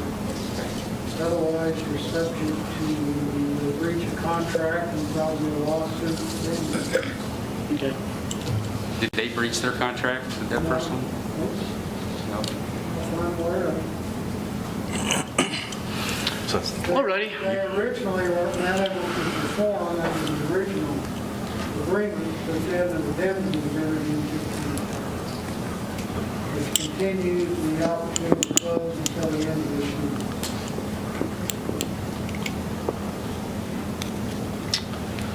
Okay, I'm going to call for the vote. We have a motion and a second. Yes? Not in the computer, I apologize, I don't know how to add that. Okay. Okay. I will mark you off. I will write it down myself too. Okay, we've had a motion on the floor, we have a second, and we've had discussion. I'm going to call for a vote. All those in favor of the motion, please say aye. Aye. Any opposed? Anybody abstaining? No. Motion passes 6-0. Renee, if I need to get, I'll get with you after. Okay. Next item on the agenda is USD 49 Board of Education vacancy interviews. All right, we have two applicants for the vacant position. The position will be filled tonight, if we agree to do so, and will run from tonight until December 31st, 2021. the position that your people are applying for will be open for election on November 20, 2021. So the position will be open for about, this person will serve for about 15 months, but next November can run for another 4 years or not. We have reviewed the letters submitted by both candidates, and I welcome both candidates here tonight. I think it'd be fair to have one of you interview at a time, so we can, we'll have the other one of you step out, and Ron, I guess the theater is open? Yep. Okay. I got a coin though, I'm gonna flip, so we can see who goes first. So, I'll just pick Nichelle heads and Kurt tails, is that okay? Is that okay, Kurt? Tails? Tails. Tails it is. I got a witness. Okay. Nichelle, if you don't mind, Ron. So I think not the master teacher room because there's stuff in there, but the. Okay. Very good.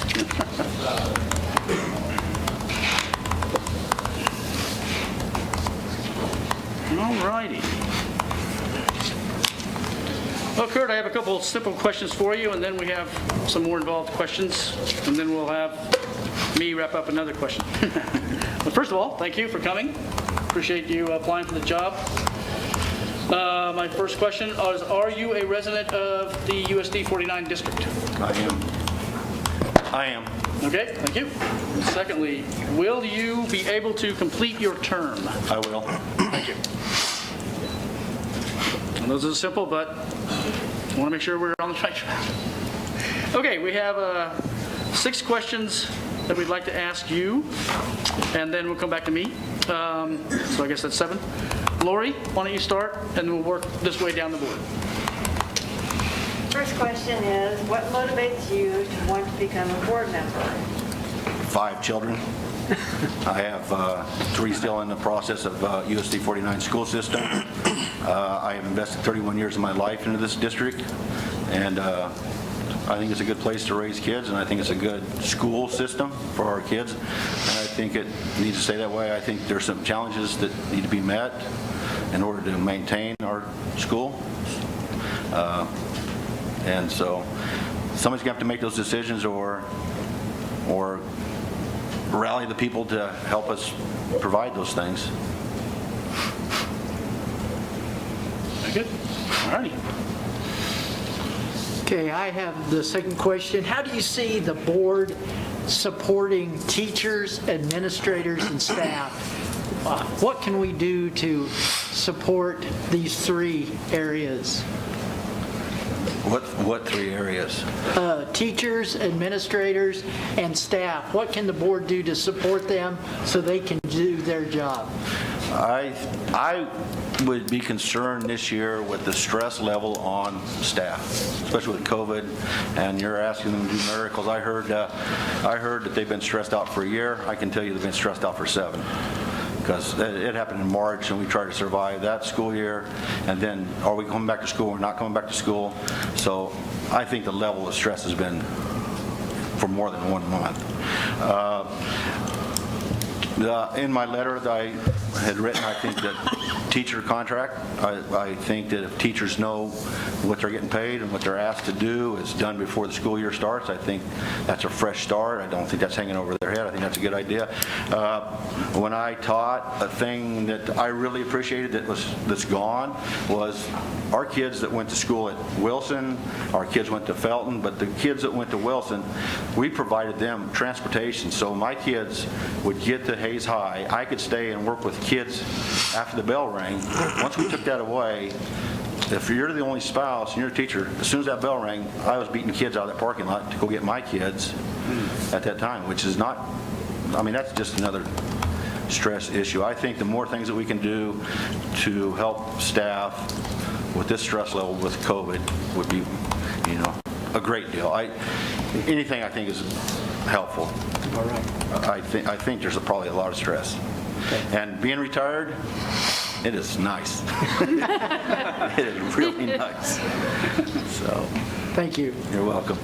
Yeah, we can't retire everyone to have them lower their stress level, right?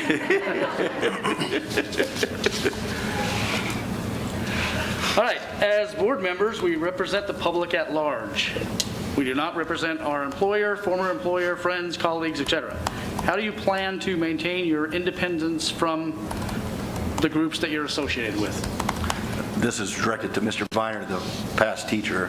That's a good question. There has to be a professional barrier. I need to walk away from that. I have the opportunity to run a business. After my name was posted on Hayes Post, I inherited more friends than I thought I had. And quickly with them were 3 or 4 things that I could fix. And I said, wow. So that came quickly. So I've already been approached by former students, and that would be another deal that, Mr. Viner was my teacher. Maybe he'll give me the benefit of the hand too. So that's a tricky line to walk. I'm pretty stubborn. And so, nothing scares me anymore except for my wife. I've done it for 31 years. I can tell people no, except for my wife. Because she's smarter than I am, and she'd probably get me back. But that would be a concern if that's not handled right. Okay. All right. Thank you. So if I summarize, you understand the need for professional barrier and you're stubborn. Is that right? Yeah, pretty close. All right. Very good. Or motivated, one or the other. Yeah. And summing some of that up in the other one, then why do you feel that we should pick you over the other candidates? Why should you? I don't know about the other person running. I think I'm very, very qualified. I have done very well in education. I think I bring a new perspective that the board doesn't have. It comes from the teacher, which is one of the highest employments in Hayes in our school district by far. That's a different perspective than what you're getting from, you have just public and we have some parents, and we have 2 former administrators. But, if one of your goals is highly effective staff, I think I've walked that line. I know what that is. And so I think that's a qualification that I would bring. I invested because I live here. I have a business, and I've also have kids involved. And I've had kids that have done really well. When I retired, I said I really want to spend more time with my younger kids because I felt like I didn't spend as much money. Then my wife reminded me that the oldest 2 have turned out pretty good, so maybe that wasn't such a bad deal. So I don't know. Thank you. I need to meet your wife. What skills and strengths can you bring to the board as well as to the district? I can bring different ideas. I've watched several different school boards. I've watched several different administrators. I've worked for several different superintendents and principals.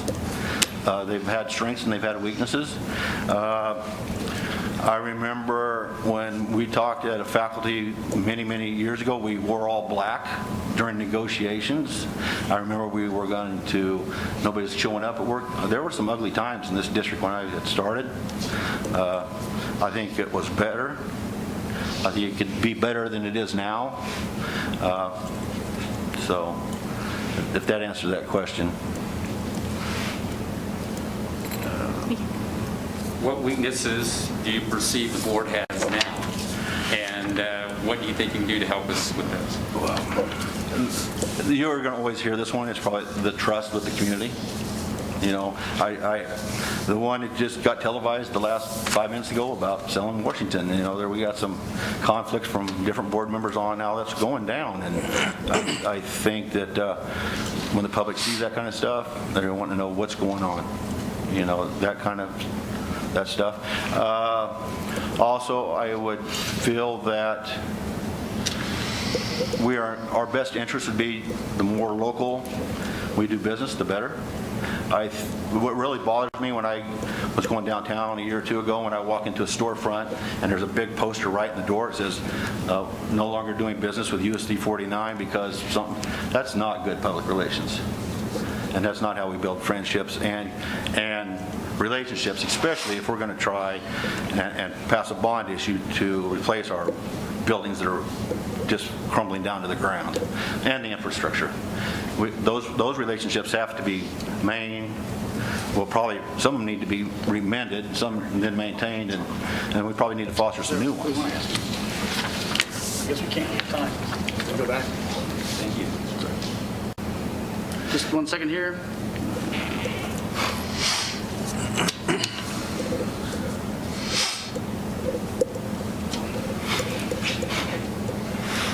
Okay. All right, I said 6 questions, guys, but actually it took less time than I thought. So shall we continue on with the questions on the back of the... Is that okay with you guys? Okay. And we'll make sure we asked all the same questions. Okay.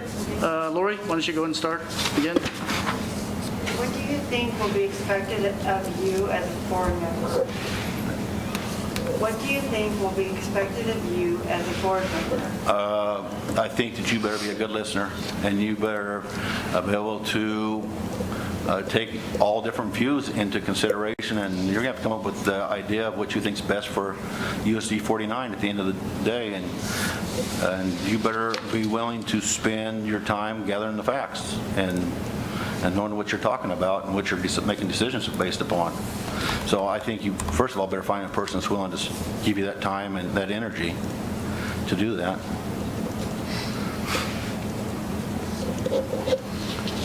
Very good. Craig, do you want to take the next one? Right. Boards meet twice a month. They're limited in what they can do. How should boards decide what's most important to address?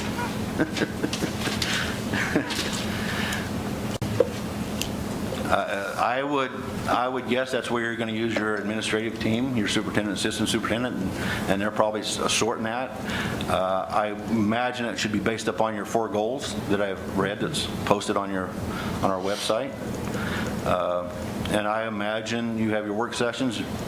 I would, hopefully, the suggestions of the board that come through the community are taken into consideration when that thing is developed. And then every board meeting I've been to, you have the right to accept or not accept the agenda. I'm sure things could be added if that was needed. Yeah, we can. I'm going to stick myself, so go ahead. I'm going to skip the next one because I think it's pretty well already been answered in this. So you can go ahead, Tammy, if you want to ask the next Skip one. 9. I think it's already pretty well been answered with the other I one. like it, but okay, I'm going to skip it. All right, Tammy, do you want to ask number 10? Sure. Okay. What does student success look like to you, and what can the board do to promote the success of all students? Hire the best staff you can. And if you read my letter, I think there's several ways to go about doing that. I'm afraid if you pick what's left over, you're going to get what's left over. If you get to pick first, you're going to get the best. And I mentioned in that letter, I think some kind of carrot is waving in front of them if they know they're going to retire, if they retire early. I think USD 49 gets picked from the whole group instead of can we find one. And I know every year that I taught, and I know it happened this year, we're hoping there's a body to fill that position in some spots, and I don't think that's making the best possible educator for those kids. Success to me is, I was thinking about this question actually. My success, I've got a lot of awards. There's an award on the side of that wall, but it's relationship with kids. I've been to funerals of kids. I've went with funerals with my kids that buried their girlfriends. I've had a kid that will graduate this year that was labeled special needs. She wants to be a vet, and she's going to graduate. She's on track. But she's a senior this year out at Hayes High, and she's a 4.0 because somebody in a classroom told her she could do it. And she'll work hard enough to do it. Nobody told her she could do it. She could take a test once upon a time. That's how she was marked, and that's wrong. Thank you. Okay, what do you see is needed with regards to improvement of our facilities or in the way of new facilities? What do I see that we need to improve? Yeah. Regard to improvement. Space. The safety issue is headed in the right way, but I sure would be scared to death if something happened at some of our schools and some of those kids get hurt, because we have known as a community that they are not safe, and if some of those kids get hurt, I imagine there'll be a circus of lawyers showing up for lawsuits, because that scares me. because we have some buildings, we have some situations that are probably not safe. I also thought about that a little bit. Your goals are the students and the facilities, but I would also be very concerned about our safety, the COVID thing that we talked about and have a plan for, but also the violence and that kind of stuff is a real concern, especially when you're off of I-70 and they could be in a building in a few minutes now. Hayes High has got the lock system now, but I would bet you $1 to donuts I could get in a building, most of them here, within 5 minutes. And that's a concern, So that's the safety issue. But if we don't replace, and I taught at the E building at Hayes High, if that's the building is slowly, looks like termites are going up the steel siding, that you can see the insulation, it's up probably 6-8 inches. There's no metal because it's going right up the wall. I mean, the bathroom tile's gone, the mirror's gone. One of the toilets in there was wrapped with electrical tape to keep it from leaking. I don't know if that message always gets out there, if people know that. So we have buildings in dire need. Okay. All right, back to me. Would you like to add anything before we let you go? I do. If put on the board, are visitations allowed? Are they encouraged so that, if I wanted to go to Wilson and have a tour for an hour, or I wanted to go to the middle school, because I would like to see the chaos that Tom Alberts has with the lunchroom. I would like to see, if we're making decisions on them and all I hear is what I hear and I don't see, that concerns me. How's the math situation? What's a modified classroom look like? Teresa Gross, that they talked about earlier, was harassed by yours truly as her class was outside, and I rolled down my window and said, "Mrs. Gross, you rock," and she had to wave. But there's harassment from outside classrooms too. But that's really, it's neat, and she's trying to adopt. I saw the high schools outside. The other concern I would have, since I've seen this in the last couple weeks, is the demolition derby that I call Wilson and the middle school before and after school. How kids have not been run over or somebody gets hurt is beyond my belief of what I've seen the last 2 weeks, because my business has been in that area, and what a zoo. I don't know how you make it better, but sooner or later, this is going to make news, because it's a circus. My wife wants you to bulldoze a road behind the football field at the middle school, and then we'll have another outlet to get them in and out. But so that's what I would add. Your question about visitations. Yeah, board members do visit the schools, but we really recommend going through the superintendent so that they can arrange a meeting with the principal. We don't want to just show up and be disruptive. That's the basic idea. Has it been done before? Yes. And we had plans to do more of that this year, but COVID kind of got in the way. Yeah, and it's happened. And when I was at Hayes High, was it last year or 2 years ago when we had the evening ones? And we. Right. But if I'm going to sit on a board in a month or so, I want to go visit them all. Because I don't want to make a decision about what's going on at this school or that school or Washington or Lincoln unless I've seen it. Oh yeah, for sure. As Tammy mentioned, we had scheduled work sessions at all the schools, and I would say, even though I did say please work through the superintendent, et cetera, right now with COVID going on, we really don't want too many extra people running around in the school, so we kind of have to slow down. It can be arranged in the evenings too when you don't have students too. Yeah. I'd like to see how you turn a boiler room into a classroom at the middle school. Well, I want to see that too. All right. Well, thank you very much. Appreciate it. Thank you. You bet. Okay. The next person in.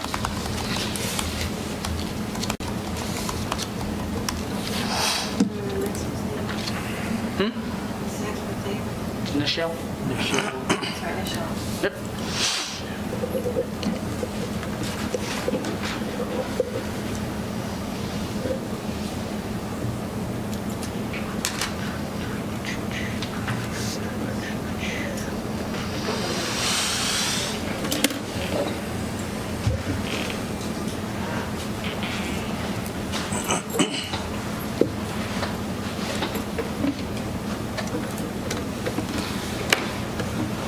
Nichelle, am I pronouncing your name correctly? Yes, Nichelle.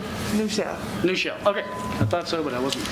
I was a little bit off. Okay, thanks for coming tonight. Appreciate you sending your letter in, and we've read the letters from both candidates, and so we do appreciate you coming tonight and sitting through one of our longer and probably more boring board meetings that we've had in a while, but hey, that's the way it goes. I have a couple of questions to begin with, and then we'll have questions starting at the end and working down and back. So first question is, just want to verify, you are a resident of USD 49 district? Yes. Correct. Okay, good.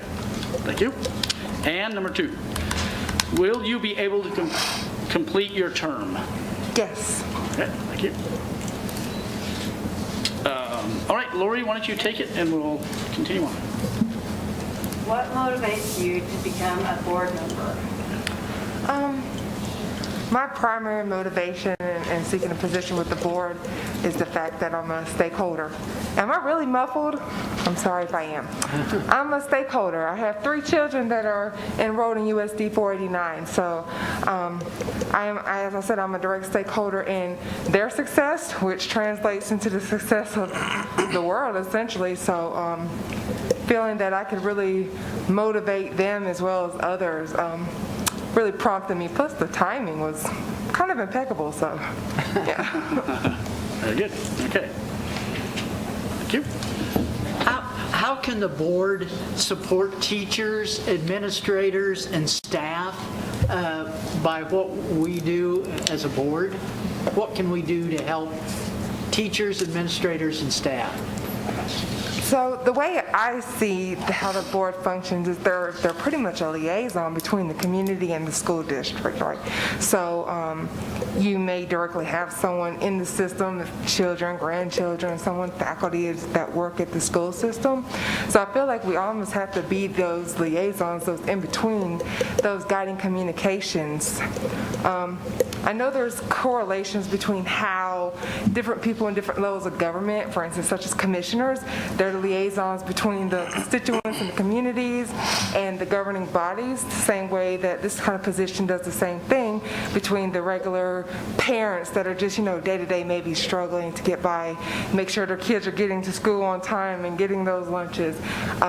Maybe they're not able to log in and see this meeting, or they're not able to make every parent-teacher meeting and or board meeting, but that would be where we fill in the gaps, essentially, is because we can reach out to the people. We essentially have to be the boots on the ground to be that in between. So I feel like that's really like front ground. You have to be there to be that connection. So maybe it is general conversations, asking those teachers, again, as someone did earlier, how can we support the school system? How can we support you? Do you need additional resources? I mean, just tell them sometimes you're doing a great job. That's, we really appreciate you. Working this pandemic, amazing. Thank you for doing that, because again, we know how hard that is. None of us in here are probably epidemiologists. So again, we're all learning. So going with grace and again, making ourselves available, I think would essentially be that. But I don't see that anyone would voluntarily come into this position and ask to be a part of it if they weren't anticipating putting in that work. Okay, thank you. Thank you, yes. Okay, as board members, we represent the public at large. We do not represent our employer, former employer, friends, colleagues, etc. How do you plan to maintain your independence from these and other groups? As carefully as possible. Obviously, you wouldn't never want to go in a position and be blinded or biased by anything else that you're doing.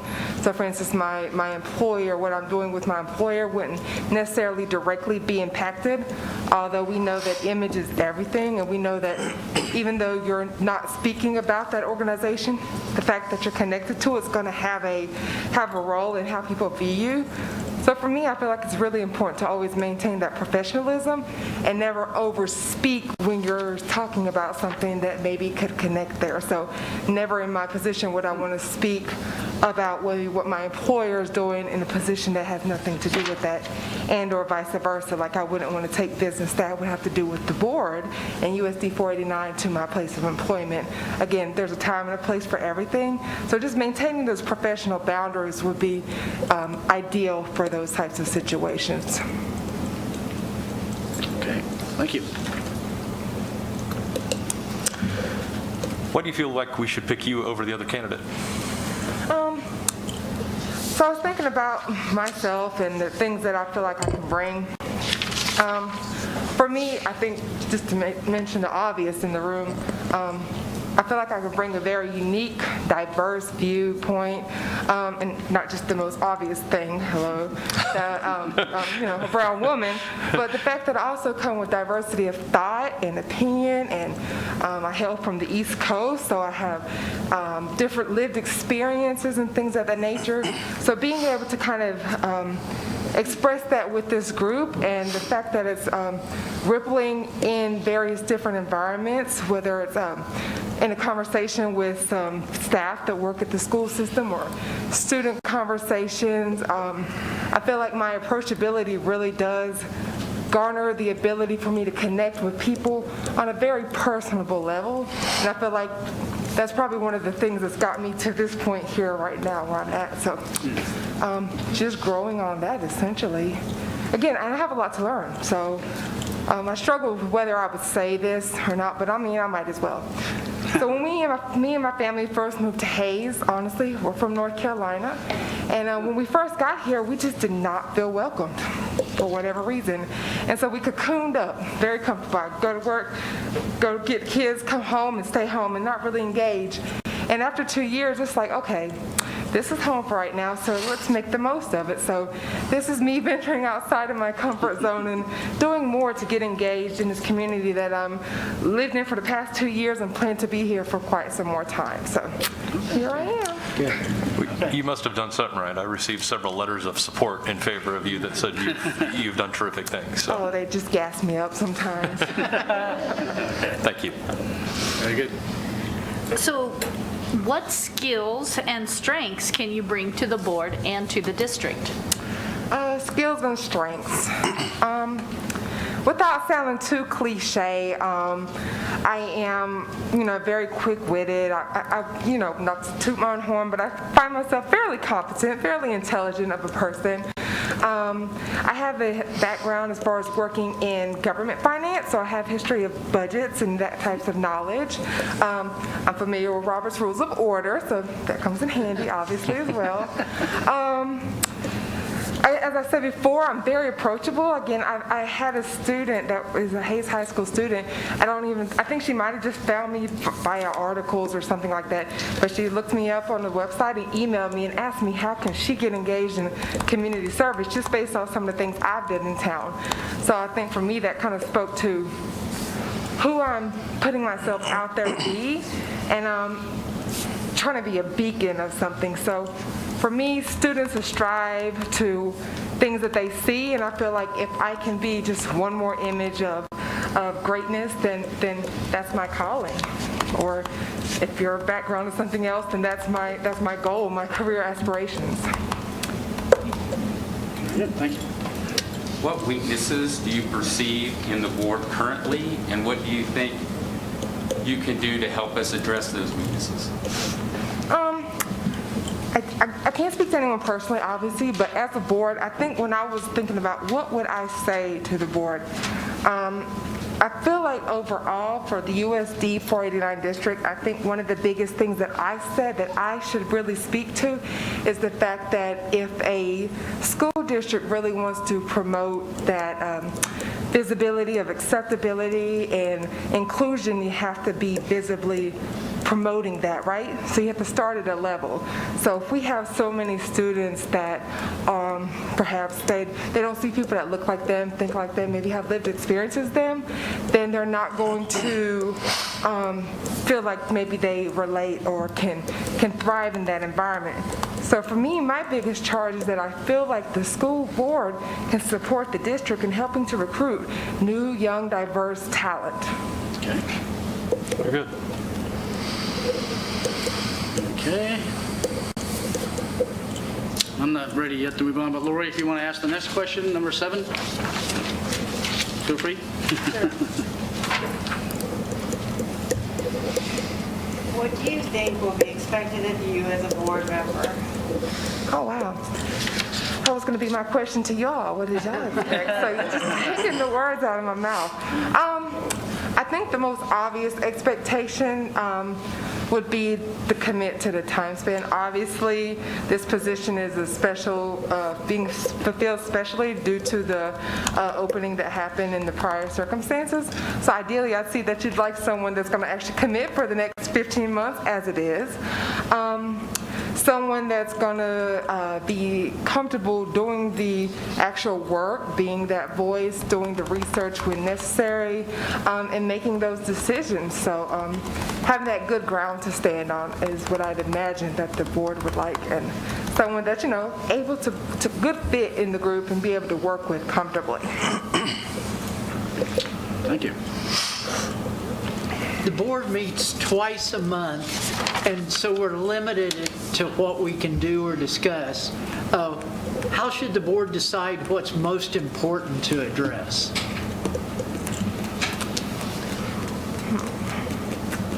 I would suppose that the most important thing in prioritizing things on agendas would be the timeliness first. So if there's things that, of course, have a very quick timestamp, those need to be addressed first, obviously. Next thing I would consider would be the impact of who it's going to have. If it has an impact on a large population, for instance, several schools, then I think that needs to be top priority as well. Maybe my background in money kind of shades me, but I think anything dealing with money is probably up there as well in the top 3. So ranking them in level of importance, like again, everyone hates to say, we'll table it, but sometimes we have to table things, and we'll just get back to them at another time. Good. Thank you. What does student success look like to you, and what can the board do to promote the success of all students? I don't think there's a cookie cutter vision of student success.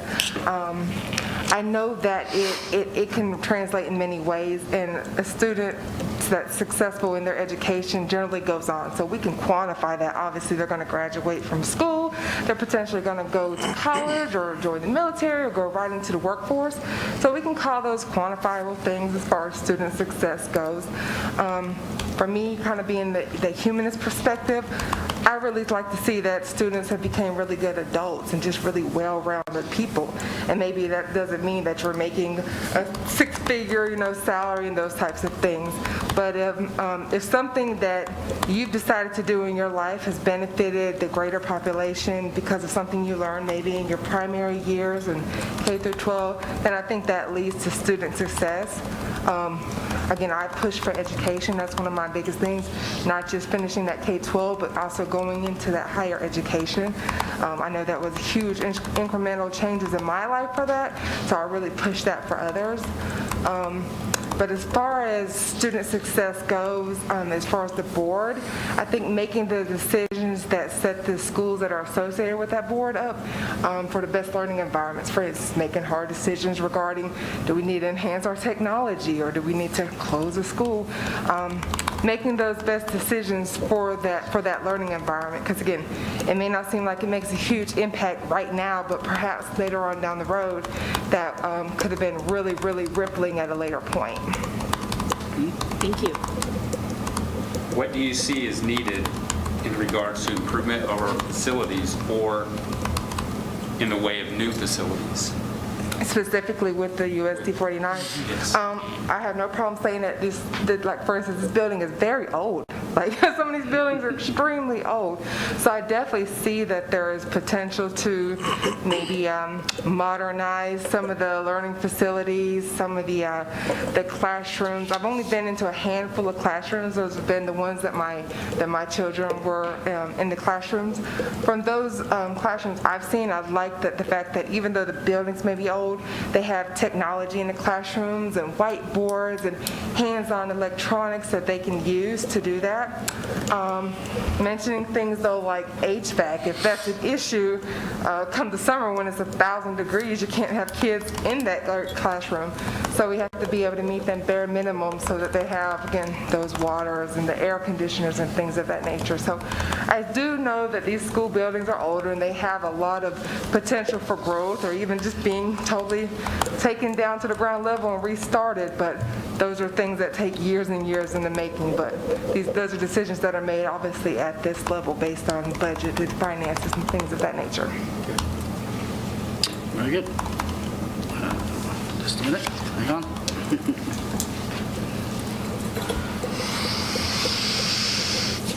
Okay.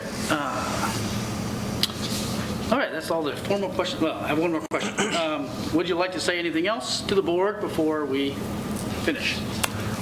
No, just thank you so much for your time tonight. I appreciated the feedback and the communication from you all and making a time for us on the agenda. Okay. Thank you. Thank you. Appreciate it. All right. That's it. Thank you very much. Thank you.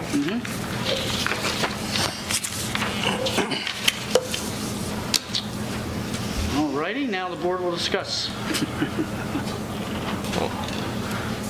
Or do you have something you're going to go with, Mike? I guess we can make a motion first and move on. Well, first of all, I just want to thank both candidates for throwing your hats in the ring. I know in many cases it means stepping out of your comfort zones, and I applaud both of you for that. Being on this board is not always the most glorious thing. Sometimes it can be or feel somewhat thankless, but it's also in some cases a lot of the decisions you make can be tough, and so I feel whomever fills this term, I think definitely needs to be engaged and try to bring themselves up to speed as soon as possible. I also hope this person would be willing to run the next election cycle and kind of continue on with what they've started.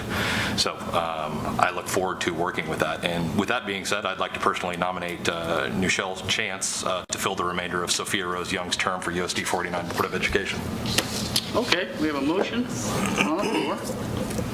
Do we have a second to that motion? I second that motion. Okay, thank you. Thank you. Second.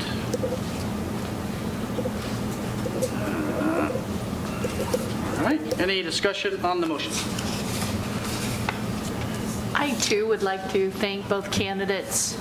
Certainly, it may be one of the more vulnerable things that you guys have been asked to do, and that's to come up and talk to all of us.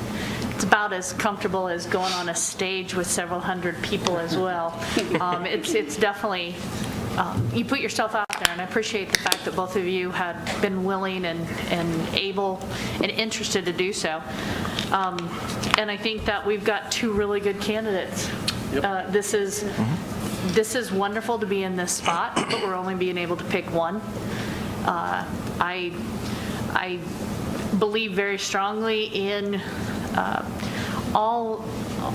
the ability to drive conversation and dialogue and have I guess healthy debates up here, and to be able to keep that professionalism. I think both of you guys would do that very well. And as of now, I think one of the things that I would recommend looking for would be what have we lost with the candidate that did step down. And I guess at this point, that would be one of the reasons why I would also be in favor of Nichelle as well, because I think she helps us fill the gap that we lost with our previous, with Sophia. Okay, thank you. I want to echo what Lance and Tammy has said, and both of you, I have learned different perspectives from both of you listening tonight. Yes. That's one thing. I have only been on this first term of the board this time. I'm learning every night as we get in here and talk about schools, even though that was my profession with that. So I would encourage the one that is not on the board or even to join a site council, be on the schools, because that's where the rubber meets the road, is the site council, listening to the teachers and the administrators, and you can make a change, not just around this table, but at that school, being on the site council. Or helping with the facility aspect. Yeah. Very good. I again would like to thank you both for throwing your hat in the ring.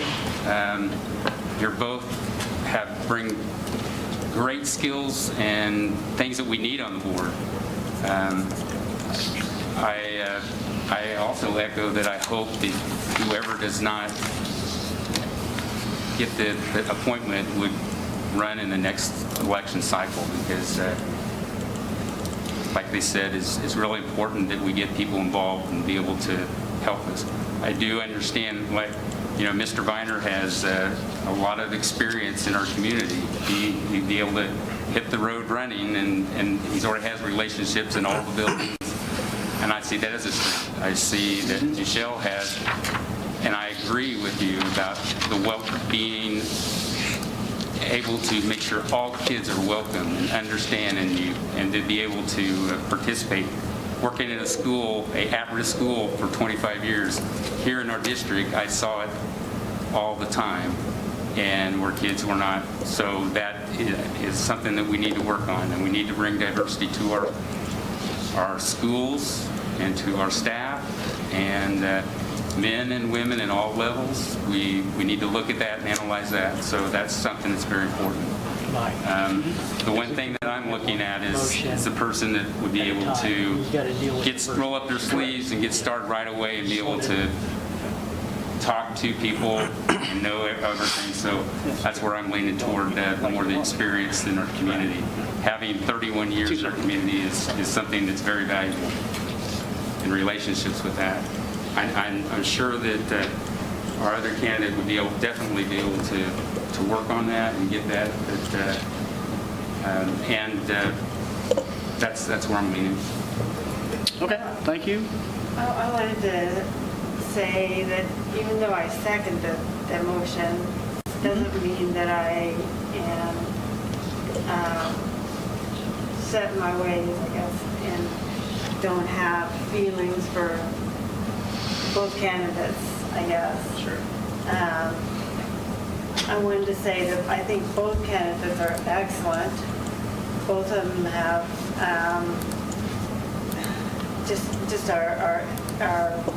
have exceptions in several different areas, and would do very, very well setting up here.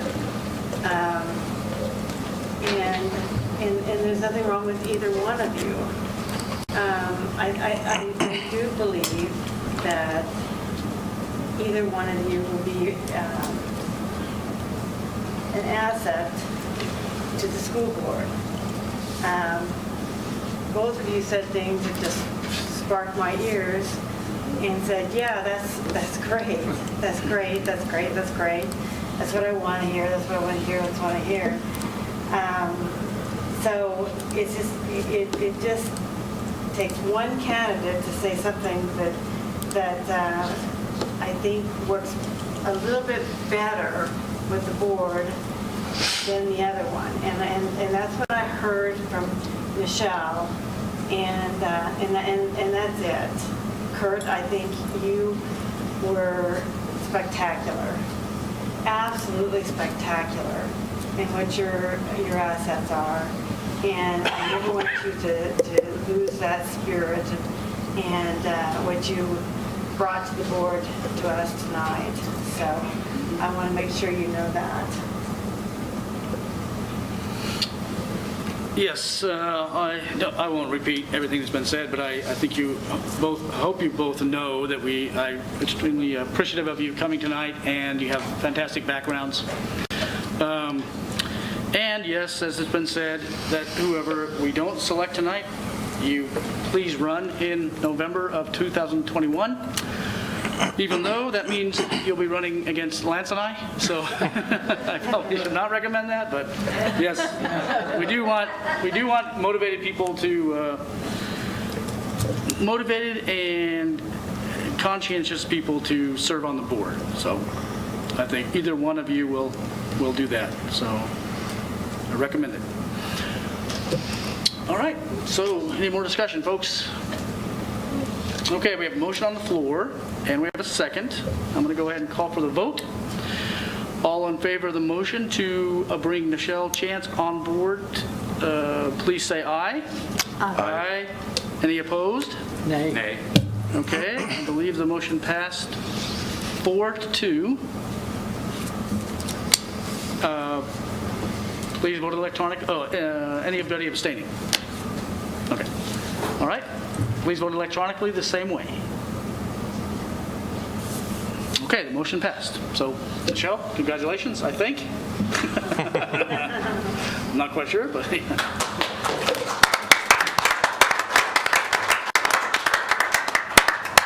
Now, I do have some information for you real quick. Excuse me. I'm going to answer the question probably before you get asked it, I think. I contacted the county clerk this morning, and I also reached out to the Kansas School Board Association to make sure I was verifying that information. Before you can actually sit on the board, you need to go down to the county clerk's office, swear in. They'll give you a certificate or they'll mail one to you. But you need to swear in to the office before you can actually sit on the board. Is that your question you were going to ask? Yes. Okay, very good. So I can't offer you a seat tonight. And I will reach out to you as the school board president and help you with, so we've worked up some documents on sort of an onboarding kind of situation. And of course, you'll also be meeting with Ron, and he'll provide a lot of information to you too. And of course, any other board member can speak to you as well. But there's a sort of a semi-formal process we have to get you, well, actually it's more formal than it's semi-formal, but it's casual to get you on board. So we will do that. So I think before you leave tonight, can you make sure you give me your email address? Okay. Okay, thank you again.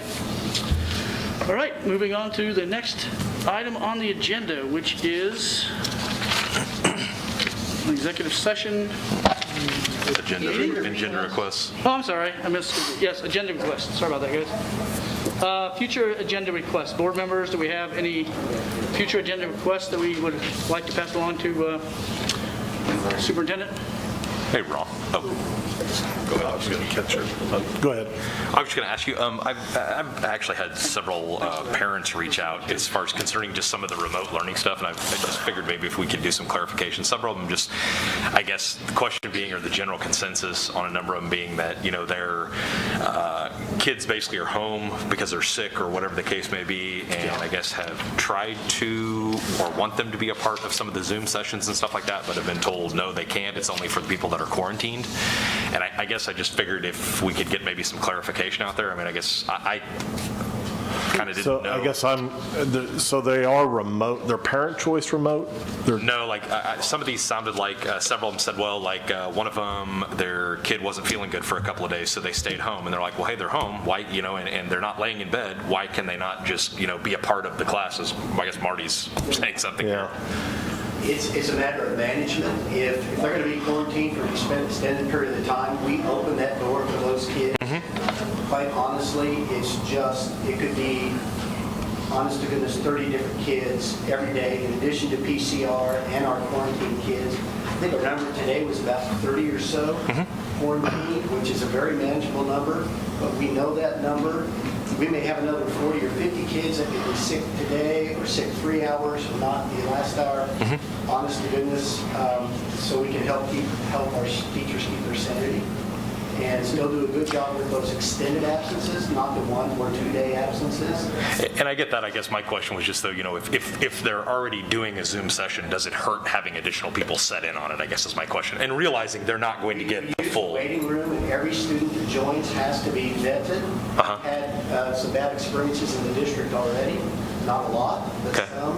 And we've had some people try to get into our classes that aren't our students already. It's a matter of how much time you can take away to make sure these 3 PCR kids and these 4 quarantine kids, and now we have these other unknowns that we don't know who they are. And honestly, it's not about if we could find a very easy way to do it and let the right people in our sessions, we would sure do it. And I don't even know if you talk about Hayes High. I assume you are, because... I heard one of them at the middle school, and a couple of them I heard from 2 parents at the high school. Yes, sir. And if it's just a 1 or 2 day absence, honest, Lance, we just can't manage it. Okay. We're doing our very best, and I got to protect our teachers in this case.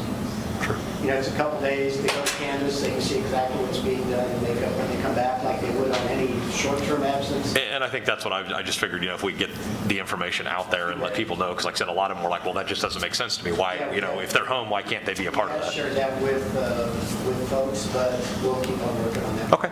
If it's extended, absolutely, yes, sir. Okay. And not only PCR, but the quarantine kids or isolated kids too, if they're well enough to work. Okay. Thank you. Thanks, Marty. Okay. No, it's a much better answer than I was going to give you. Bye-bye. Thank you. I have one. Oh, go ahead. Okay, Ron or Shanna, it may already be scheduled, but I was just wanting to see when the board could get an update on the KISA progress in each one of the buildings, or district-wide, where we're at, what's the program for this school year? Sure. There are some changes at the state level with COVID and some extensions and options. Right. We're kind of working through those, but we will give you an update as soon as we get all the pieces together. Okay, thank you. Okay, board members, just a heads up, I guess. As last time or time before, I asked the administration to look into new chairs for us, but Chris got back to me and he did do some investigation, but he also found out that they can repair these by putting new shock absorbers in the chair. So we're moving forward on that. And then if we decide we need to purchase more chairs later, we can do that. But thanks for doing that. Secondly, now that we have a 7th board member, and we're going to be probably, we're not really 6 feet apart. I'll scoot down. Unfortunately, you can't see too much. Should we look into plexiglass dividers or something so that we, I don't know. We definitely can. I really don't want to spend a lot of money, but on the other hand, I think we're going to have to get back to where we had Is there any reason 7 we can't board members on here. Yeah, I think we could move some desks We around can actually a little bit. do that as well. We can have, But if you want plexiglass, we could probably do This that. setup is kind of weird right now.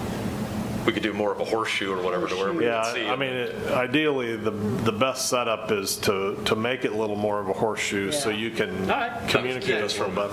That would satisfy the 6. Might have to fill in some gaps, but in one I think of the meetings, I was sitting here, and then Craig was way over there, and then Lance was here, and we had people, so we might have to have some board members. we could examine what it would take to kind of, I guess in the term, in my carpenter term, scab in the desk so we can get a curve going.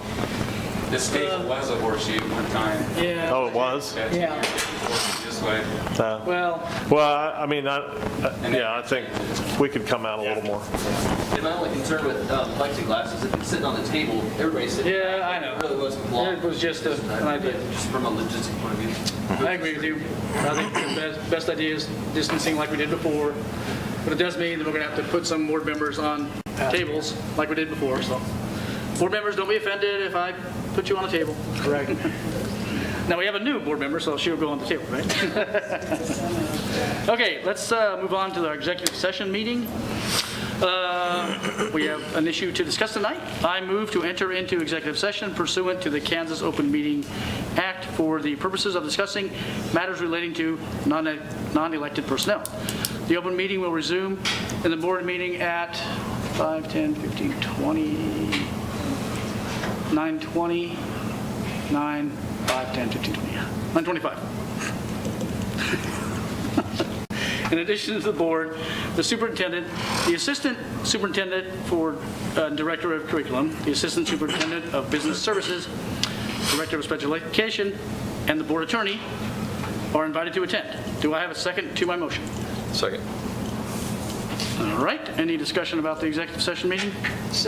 The only thing I have on discussion is, since this is just a board discussion, should it do we need other people? Do we need the other people? Because unless we need input from that staff, it's a board decision.